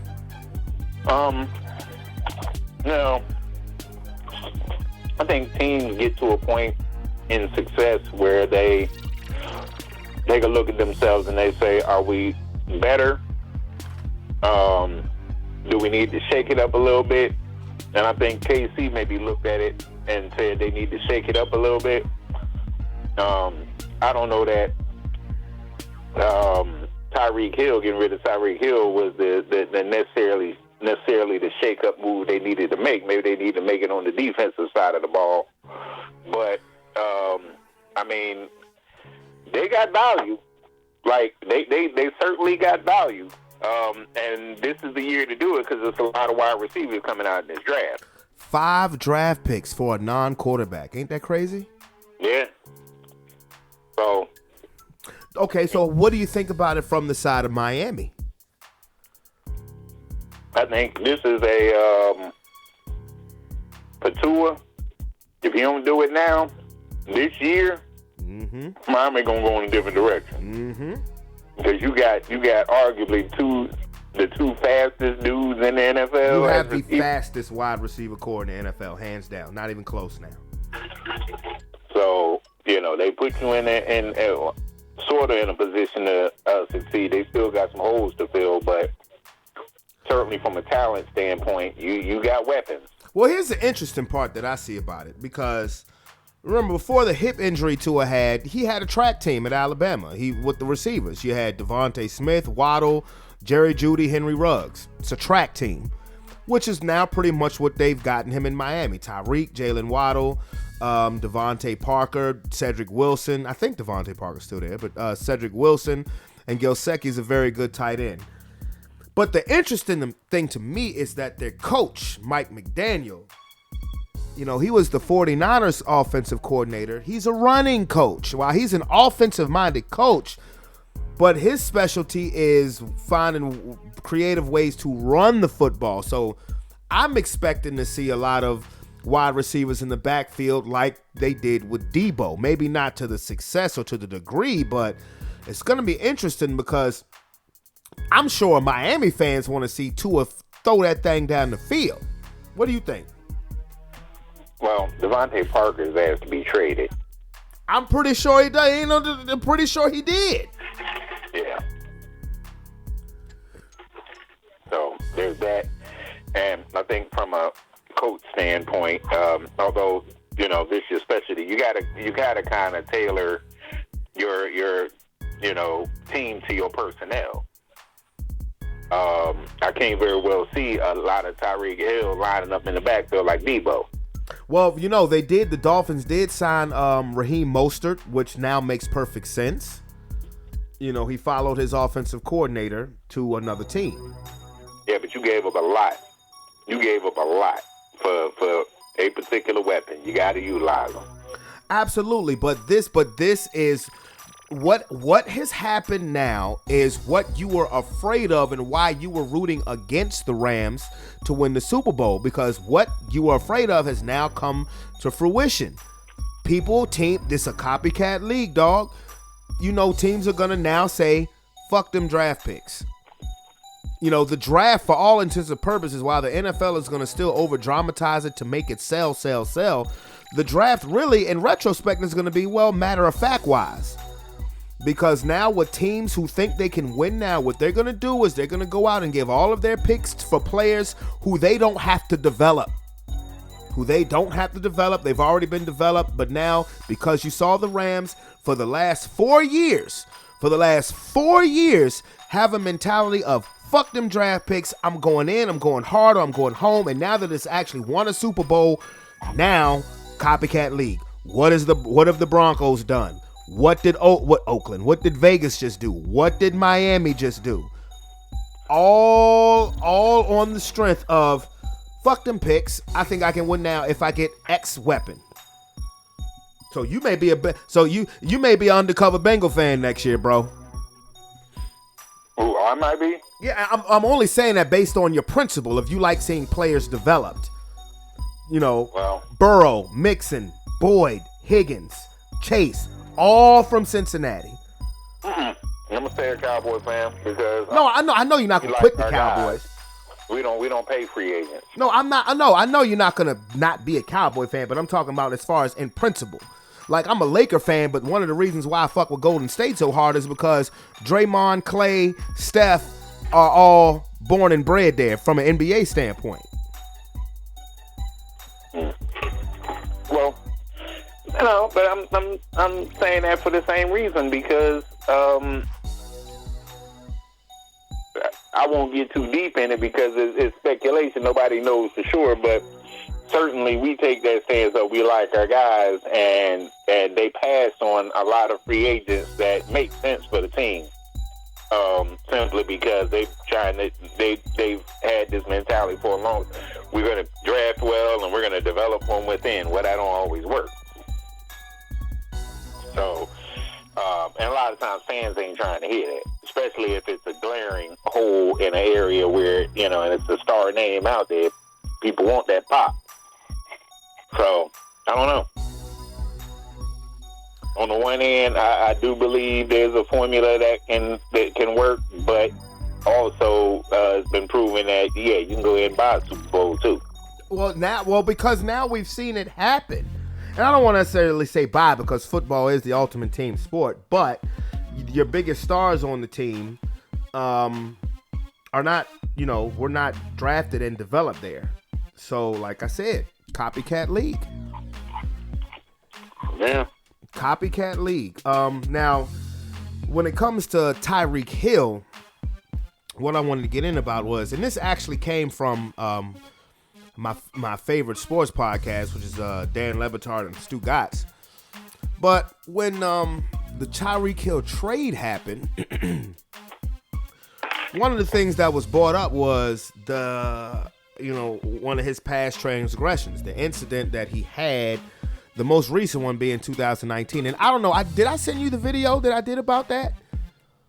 I thought I did. Because I did about a 10-minute video a couple days ago, like the day the trade happened. And the point I was trying to say is that, like, I don't understand why whenever somebody has a moment of success, there has to be somebody who has to bring up something to throw shade on it. Not necessarily ruin it, but throw shade on it. Like, I can understand you're talking about the Deshaun Watson thing because that's still fresh. there's still active lawsuits going on there. But in the case of Tyreek Hill, where, Tyreek Hill, made some threatening remarks to his then fiance 3 years ago, before he ever won a Super Bowl, and came out, apologized for it back then, 2019, and has been on the straight and narrow ever since, as far as, what we've seen. And so now he gets traded and gets a contract, making him the highest paid receiver in the history of football. And that's his moment. That's a great accomplishment. And if I was to ever meet Dan Le Batard, I would just ask him, what was the point of bringing up what happened in 2019? And why I say that is, how as we as a society, how as we as people, how can we ever change? Because everybody has a past. How can we change and make ourselves better if there's always somebody there to throw shade on us when we have a moment? How can a person really truly change whenever you have an accomplishment? And this only happened because he had an accomplishment. If Tyreek Hill never gets traded or never gets his contract, you don't hear about this. But how can anybody totally change as a person when you're always reminded of the person that you used to be? That's where I was going with it. Well, the answer to that is Le Batard is not his job is not to socially support or uplift Tyreek Hill necessarily. It's not necessarily tear him down, but it's not to lift him up either. And sometimes, and people can say, especially this happens a lot with politicians. A guy runs for office, and the first thing they do, well, in 1983, such and such, he did such and such and such and such. Mm-hmm. In 1983. It's 2022. Right. They'll say it because it puts it in people's minds fresh, as if it did happen today or yesterday, and they form their opinions based on that. So in the case of Le Batard, I mean, that could have been anybody saying it, any talking head, saying it, but it happens quite often. Like, the first thing they're going to do is bring up a DV situation from a guy, 5 years ago, or maybe he was suspended for substances, illegal substances or something. They're going to bring it up. And I just think it's a dirty tactic. I mean, it's a dirty tactic. Le Batard doesn't control anything, though. So it's not there. It's only from a PR standpoint. I guess it would be a negative for Tyreek Hill, but the talking heads got to have something to talk about, so they're going to talk. The pundits are going they're going to dredge up the dirt.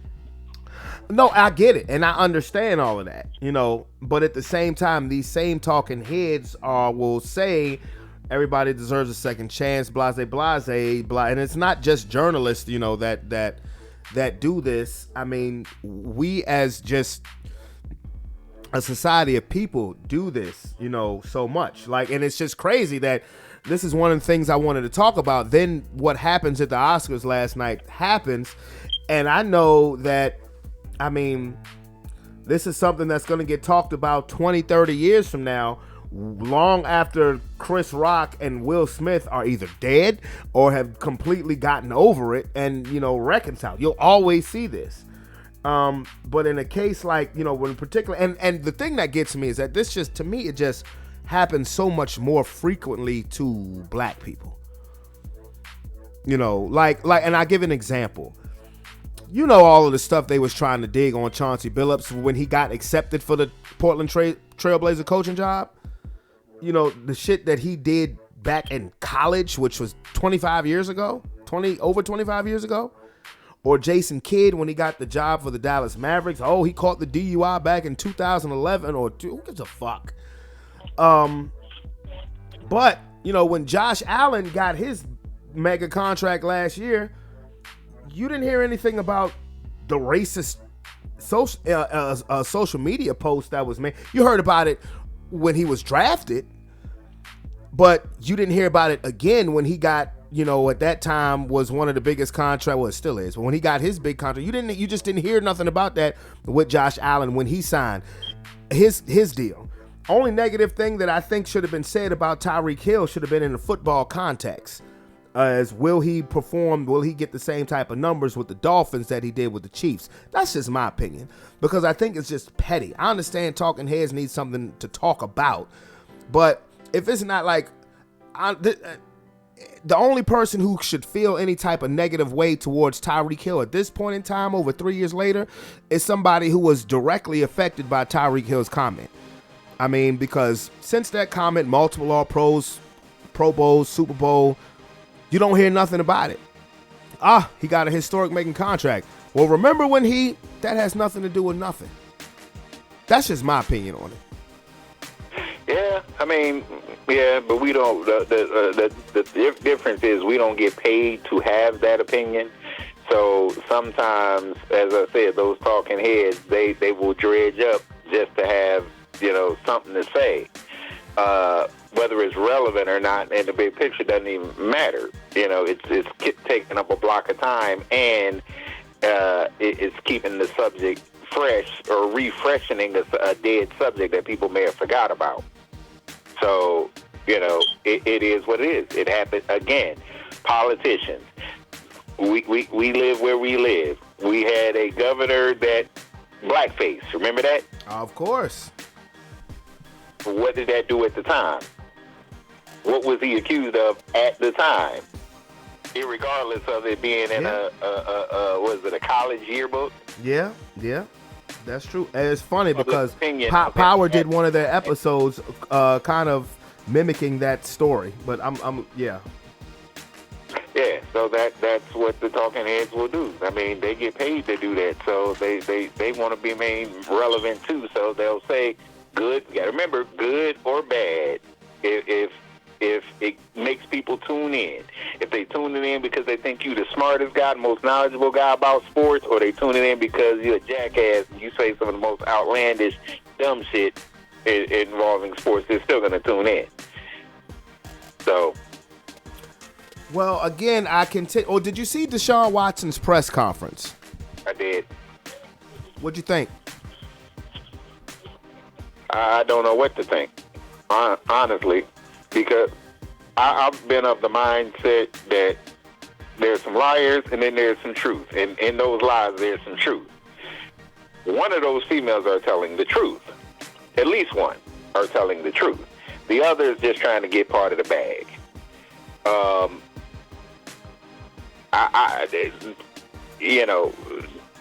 That's his personal life. That's his personal business. I don't judge morally in that scenario because I don't look at that the same. He went and got a massage. He rubbed his Johnson on you. Okay, you complain. You maybe even sue him, but you don't go back. And then that's the end of that. I never kind of bought into this. We're so traumatized. Oh my God, we're victimized. Yeah. I'm sorry, I never bought into that either. No disrespect to anybody. I don't feel sorry in that way. I do believe, like I said, I do believe that somebody's telling the truth. That he did do that. But I think the others just, bandwagon trying to get on the money train. Do you think it was to a level where he should be put in jail? No. Because in the big picture, I don't necessarily. So the law puts that under a category like sexual assault. Well, she's in an occupation where she's going to be making contact with that man's body. Pretty bare, too. Pretty bare. Pretty bare body. Right.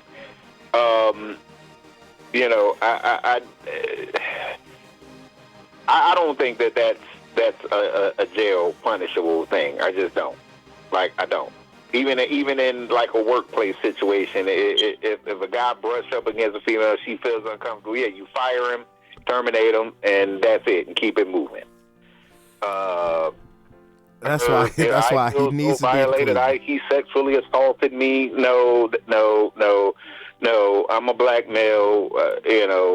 Our history here in America, we know what sexual assault really is. Oh yeah. Yeah. And him brushing his Johnson against your hand or whatever, not sexual assault. Not to that level. Oh my goodness! And it's such a sensitive. I don't know. We're in a society of where people live to complain, and complain to live.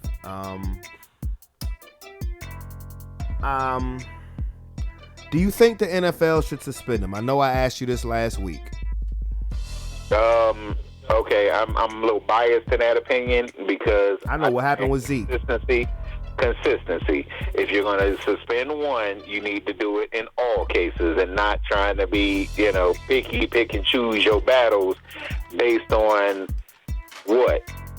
The team, based on your relationship with the owner of the team, based on, If you did it with one, you should do it with all to be consistent. Either don't suspend anybody, and let the courts decide and announce that publicly. If Goodell came out today and said the NFL stance going forward will be, we will not impose any suspensions until the disposition of the courts, of the legal system has run its course, and we will side with whatever answer the legal system gives. If he said that, then I'm good. But if they're going to just keep it ambiguous and pick and choose, or we going to suspend this guy because this, that, and the other, but we're not going to suspend this guy, even though, it was in a similar arena of violation, potentially. Yeah. That just reeks of corruption. Well, I mean, me personally, I totally understand and don't disagree with what you're saying. I think if there's no criminal charges filed against him and the fact that he sat out an entire football season because of this, I don't see a suspension that's necessary at this point because he already missed a year because of it. Remember, he didn't miss a year because of injury. He didn't have to miss a year, but he missed a year because of the situation going on. He wasn't even put on no commissioner's exempt list, none of that. So I because of all of those factors, I don't think that he should be suspended at all. Yeah, because what I would say is if I'm a player, why wouldn't I sue the NFL? Like you suspended me for conduct detrimental. That is a PR hit. I might have had X endorsements and now they're pulled because I'm suspended because because a lot of times the sponsors will wait. Yep. We'll wait to see what happens with the court disposition. But you're going to suspend me anyway. Well, the sponsor can't stand behind me if you're suspending me saying conduct detrimental, because to the average person, when you suspend somebody from conduct detrimental, that says guilty. Right. And that's an issue that's an issue that I have in general with people today, that we go by guilty until proven innocent instead of the way that it was intended to be.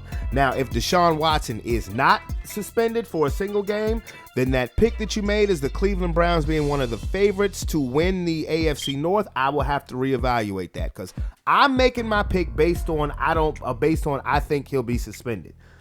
But if he's not, I may have to jump on your side with that. Yeah, well, we shall see. But consistency in that situation is going to be strange because it's not a singular case. You got all these outstanding cases now. They're all civil, and the criminal is out of the way. But the civil, again, still, the league is probably going to inject themselves in the middle of that. Because it seems like they're kind of on the you don't have to prove beyond a reasonable doubt. Yeah, they're on we're going to punish you for stupidity for finding yourself in this situation. Yep, because it looks bad for us. Yeah. And even then, if he just gets suspended 4 games, I still would have to change my tune. Now, is Baker Mayfield going to still be there? Oh, I heard today that Cleveland is actively looking to shop him, but I don't know. Because last time we were on here, it was when Matt Ryan, it was the breaking news of Matt Ryan getting traded. So somebody will trade for Baker. Why? Because it'll be the team that would have traded for Jimmy G. They'll take Baker over Jimmy G. Well, the 49ers just came out today and said they have no intention of releasing Jimmy. So it means you either trade for him or he's staying with them. And again, I'm of the mindset of I just think they should let him play out his contract. I understand why they would try to trade him because you want to get some kind of value for him. You don't want him to walk out the door scot-free without getting nothing, no kind of compensation for him. But I'm just like this. Because if you were truly sold on Trey Lance, you wouldn't care. You understand what I'm saying? If you were truly sold on Trey Lance, then you would release Garoppolo. I mean, if come time that, if come time you have nobody that's willing to trade what you want for him, but you are totally sold on Trey Lance, then why wouldn't you just release him?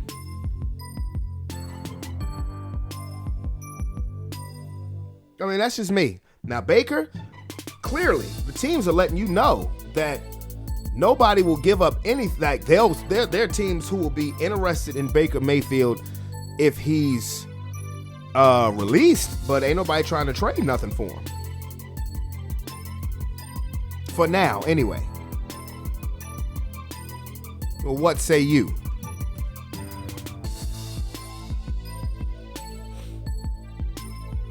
Bro. I went silent. Yeah, hello?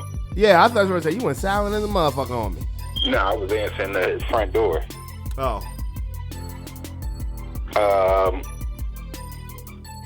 Yeah. So, but they ultimately, what are they gonna do? Just sit with him? Well, you don't need to rush to trade him because, for one, you don't need to rush to trade him because, you got training camp, OTAs, preseason games. I'm pretty sure anything could happen where a quarterback gets hurt, you need an extra quarterback, and then he has some trade value. So there's no need to rush to do it right now. So, and that's the same thing I would say with the 49ers. There's no absolute rush to trade Baker or Garoppolo, even though, like I said, me personally, if I'm the 49ers, I would just have Garoppolo start another year. But in the case of Baker, there's no need to rush to trade him because, I mean, you can trade him in August if you want, when you can get some real value for him. This is true, but who's still out there that actually needs? They might not need right now, but if training camp starts, OTA start, preseason starts, and a quarterback gets hurt, now Baker Mayfield is a needed commodity and you can get more for him. You feel me? I hear you. Like okay, let me just give an example. Say you're in preseason. I know what you're saying, but Baker's been pretty vocal, so that you just gonna have to live with that because he's gonna keep saying, publicly, I want out. Well, the Browns have made it clear that they want him out. They have made that crystal clear today that they want him out, but that doesn't mean that you don't still play your cards smart. I mean, let's just say, for example, in training camp, Dak Prescott tears his ACL. Now Baker becomes a lot more of a valuable commodity, and you can get more for him. And I'm just using that as an example.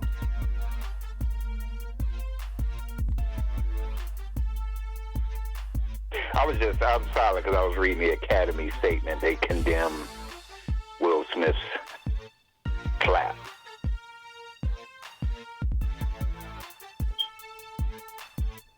Oh, okay. They do what now? They issued a public statement condemning Will Smith's slap. Oh, I'm sure they do. I'm sure they do. So why are they plastering these pictures like with the face expression that Chris Rock has in every one of these pictures? Black.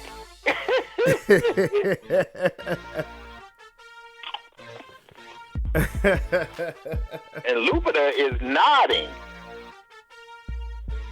I don't know if you saw her. She was kind of sitting behind him. Yeah. You know, she's nodding her head, yeah. When he's saying, keep my wife's name out your mouth. She looked confused, though, too.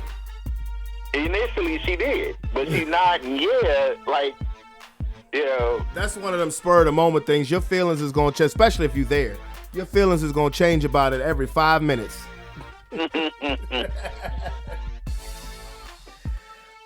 Oh, you know, my I wish goodness. they would get rid of, honestly. What? On a lighter note, the play-in in the NBA. It's not necessary anymore. What, in the NBA? Mm-hmm. No, I'm saying, what about the NBA? The play-in. Oh, yeah, I think, yeah. I never liked it. I never liked it. The more I think about it, it's like it rewards bad teams. Yep, exactly. But also, it allows the good teams to coast.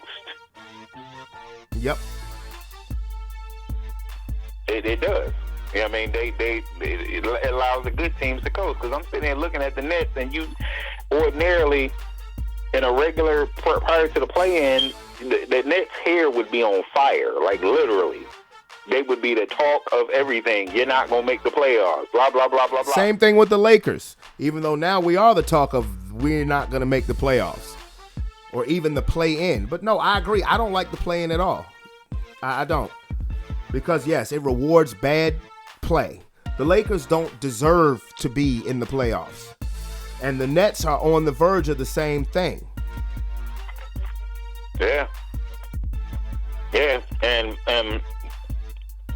they're coasting. They can afford to still sit people because, oh, man, we're going to be in the play-in. We're going to play, you know. We'll get serious when it's time to get serious. Yeah. We'll end up playing the same team that we would end up playing anyways. For instance, the Nets may get the Celtics. And that's what I was just getting ready to ask in regards to the NBA.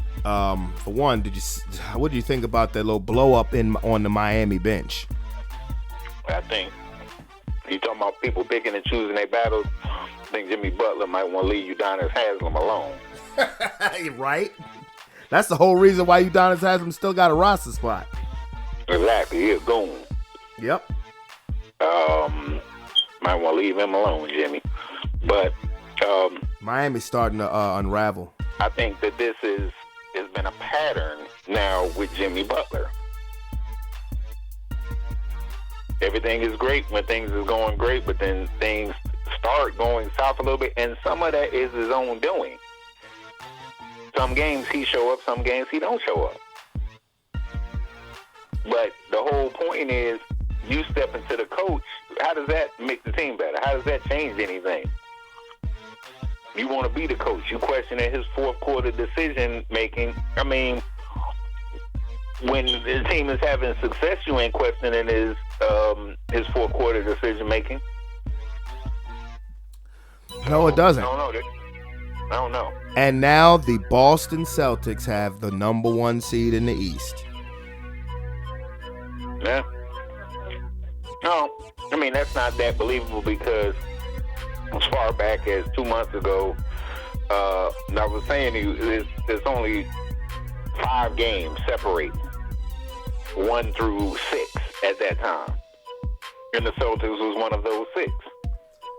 You said, but that was 2 months ago. A half-game lead, right? Yeah, but that was 2 months ago. 3 months ago, the Celtics were a laughingstock. Yeah, but they weren't out of the picture. But it's not. But the thing with Boston is, it's not like they're just beating teams. They're They're video game stomping teams. Yeah, well, I mean, maybe they're peaking at the right time. I don't know, but it just seems to me that, with the exception of them, all the other Eastern Conference teams are struggling for various reasons. Whether it's injury still, whether it's cohesion, because that's the only thing you can really say in the case of the Sixers, cohesion. Maybe even the same. You can say the same with the Nets. You know, they all these teams are top heavy. Oh yeah, top heavy.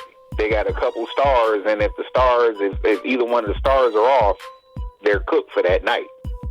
In most cases, unless you have a 60-point effort or something from Kyrie. And the mandate is up, so now he's full time again. Yeah, which changes nothing because they've lost with Kyrie playing. So again, it's a cohesion thing. It's a cohesion / matchup thing. Absolutely. It is. Because Harden has done nothing for the Sixers. I mean, the Sixers. Not after the first 6 games. No. Yeah. You're starting to see because of his lack of physical importance. By that I mean constantly putting on weight, losing weight, is now starting to show with age. That's what I think. You know, like to me, I present any matchup problems for anybody in these. Well, to me, I like an example. I personally think that Dwight Howard could still be an all-star center because he keeps himself in peak condition. Well, James Harden's never done that. And eventually, like with a boxer, if you keep fluctuating in weight, the older you get, the more it catches up to you. I think Dwight can be a all-star center. I do still believe that, actually. Crack kills. Andre Drummond needs some all-star votes then, because he I do believe Andre Drummond is an all-star center. I could not understand for the life of me why he would agree to be a backup to Joel Embiid, especially when they're the same age. Drummond is a year older than Joel Embiid? He has a couple. I didn't understand that for the life of me. Why he would sign on to be a backup when 3 years ago, he's an all-star. It's not like he was injured. 3 years ago. But it's not like he was injured, beat up, or anything like that. He hasn't been like Anthony Davis, check engine light always on. When Drummond gets out on the floor, he's giving you 15 and 20 nightly. Why are you going to sit behind somebody and you can still do that? Yeah, well, his game doesn't translate to today's NBA. I mean, he gets that here and there, not a consistent thing. And to some degree, when you try to make him, he's kind of a black hole. When the ball goes into him, it ain't coming back out. Yeah, but if there's a place for Rudy Gobert, then there's a place for Andre Drummond, and even still a Dwight Howard. Like the other, Rudy is all-star level, defensive player, top 10 defensive player in the league. Drummond don't give you that. Dwight does, even still at his age. That's why I mean, like, defensively, no. The Lakers just started starting Dwight again, and when I was watching the game last week, it was about the same numbers as Drummond. And again, the Lakers are desperate, so you can make any kind of lineup switch that could possibly benefit you. But I mean, I just still see production out of him. And I only say Dwight Howard because he keeps himself in physical condition as far as James Harden. Like, James Harden was great the first 6 games as a Sixer. Now it's like you clearly see, because he lost weight super fast. Remember, I asked my brother Sean, how did James Harden lose all that weight? He said crack. And but it's like you see, you constantly fluctuate in weight. That shit catches up to you. I think that all those guys, they're not all-star level centers. They're serviceable big men at this point in their career. Even a guy like JaVale McGee. Oh, no, yeah. Defense and hustle is what keeps him in the league and keeps him on a roster. he plays his role. Boy, JaVale about to end up having 3 championships, boy, because I don't see what's stopping Phoenix now. Chris Paul is back. They were doing great before he got back. Like, if Phoenix don't win it this year, they'll never win it. And I'm talking about as far as a Chris Paul-led team. Because it is set up on a platter for Chris Paul to bring this one home. Golden State is fading by the wayside. Memphis is going to be a huge threat because Memphis is peaking right now too, even without Ja. But it is set up perfectly for Phoenix for Chris Paul to win him a chip. Right.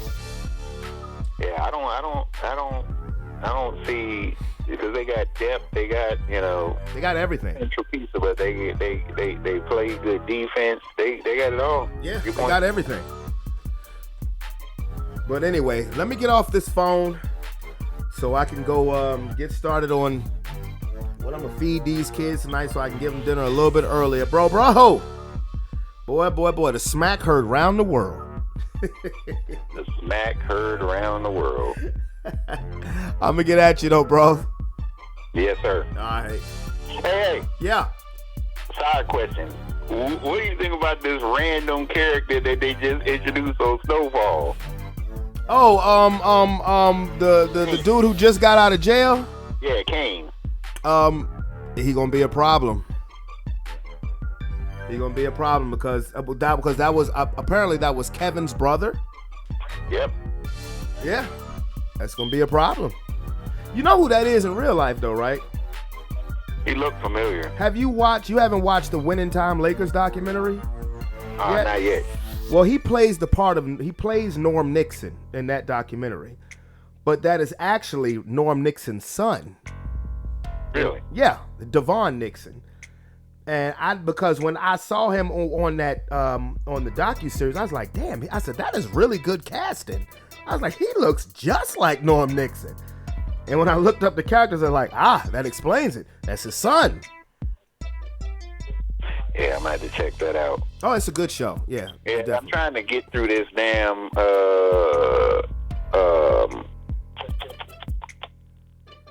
not Vikings. The second series. I watched Valhalla and watched the original series Vikings, but the other one on Netflix that I skipped over, and I shouldn't have because it's actually really good. But 5 seasons, I'm on season 5, so I'll get around to that Lakers after that. Well, I tell you what, Kane ain't the only problem that Franklin gonna have to worry about. Franklin gonna have to worry about his mother, because now the baby mama want out, and it's based on what the mama said. But them Iliad episodes was crazy though. Yeah. They in the cage was next to a tiger. I was like, what? That was some random stuff to just throw in there too. Right. What you say, only in LA, right? Only in LA, man. Like, the dude got a tiger. And Gustavo is a G. That's all I can say. When they saw that tiger in the street after Jerome and Leon came and got him, they just looked like, fuck it.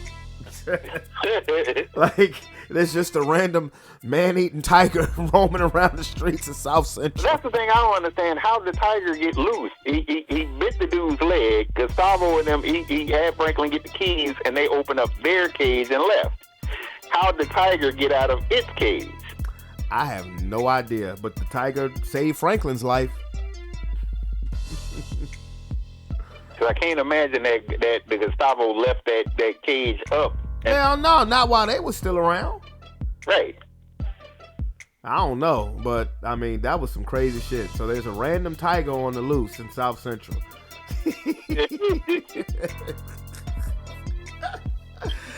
That's not too realistic, sir. I know how you talk about how realistic the show is. That's not that realistic. Yeah, well, I mean, but those episodes kind of set up some nonsensical stuff, you know, for that to happen. Even dude being psychotic. Yeah, I mean, the tiger owner. Yeah.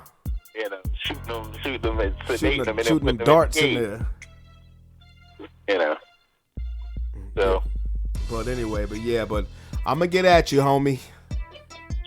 All right, man. All right. Later. Oh man, what an interesting day. What an interesting day on Sports Plus Life, where we actually barely had any sports. I mean, but that's just when life happens. Boy, can life happen. But about Tyreek Hill, again, I did a nearly 10-minute video the other day that I posted on YouTube, just because, and I love Dan Le Batard. I love Dan Le Batard. I love his show. They're my favorite podcast. Listen to him this morning. But it bothered me when they brought up the news about Tyreek Hill's past, because it's irrelevant. And that, as a society, we continuously do that. And I understand that the talking heads need something to talk about, but we're a society that continuously contradicts ourselves time and time and time again, all the way from, well, you deserve a second chance, blase, but yet we are so quick to tear somebody down whenever they have a moment. And I didn't like it because, again, it's no relevancy. And he also mentioned Joe Mixon. Joe Mixon had an issue when he was a freshman in college. Joe Mixon is now 25, going on 26 years old. And, he's one of the top running backs. This stuff, like, when these people have accomplishments, we don't need to meet them with what they did in the past. Because if they have moved past it and become a better person, why can't we as a society? And that's what bothers me. And in particular, it happens too much to black people. I don't know if that's on purpose. I don't know. I'm not going to fool myself and say that it isn't. That is not. I'm not going to fool myself and do that. But what a day, right? I mean, really. But I guess we're gonna wrap this thing up. I started, jumped right into what happened at the Oscars. I didn't give a buzzard, so I'll at least end off with a buzzard. So yes, where is the buzzer? The buzzer? The buzzer? Oh my goodness, what a show! What a show! What a show! But again, I hope everybody has a truly blessed and wonderful week. And of course, if you want to make your comments on about what you've heard during this podcast, don't hesitate to hit that subscription button and leave your comments below. Become part of the Sports Plus Life family. Yo, I mean, as much content as this is giving everybody around the world, I'm a believer in peace on earth. Let's have some peace on earth. Do you feel me? I mean, so I just hope that everybody can squash this and put it behind them. So, yo, Chris Rock, get some rest, bro. I'm going to, okay? Will Smith, get some rest, bro. And it's your boy, Brandon Bravon Towns. I'm out this bit. Peace. Love you guys. Stay peaceful.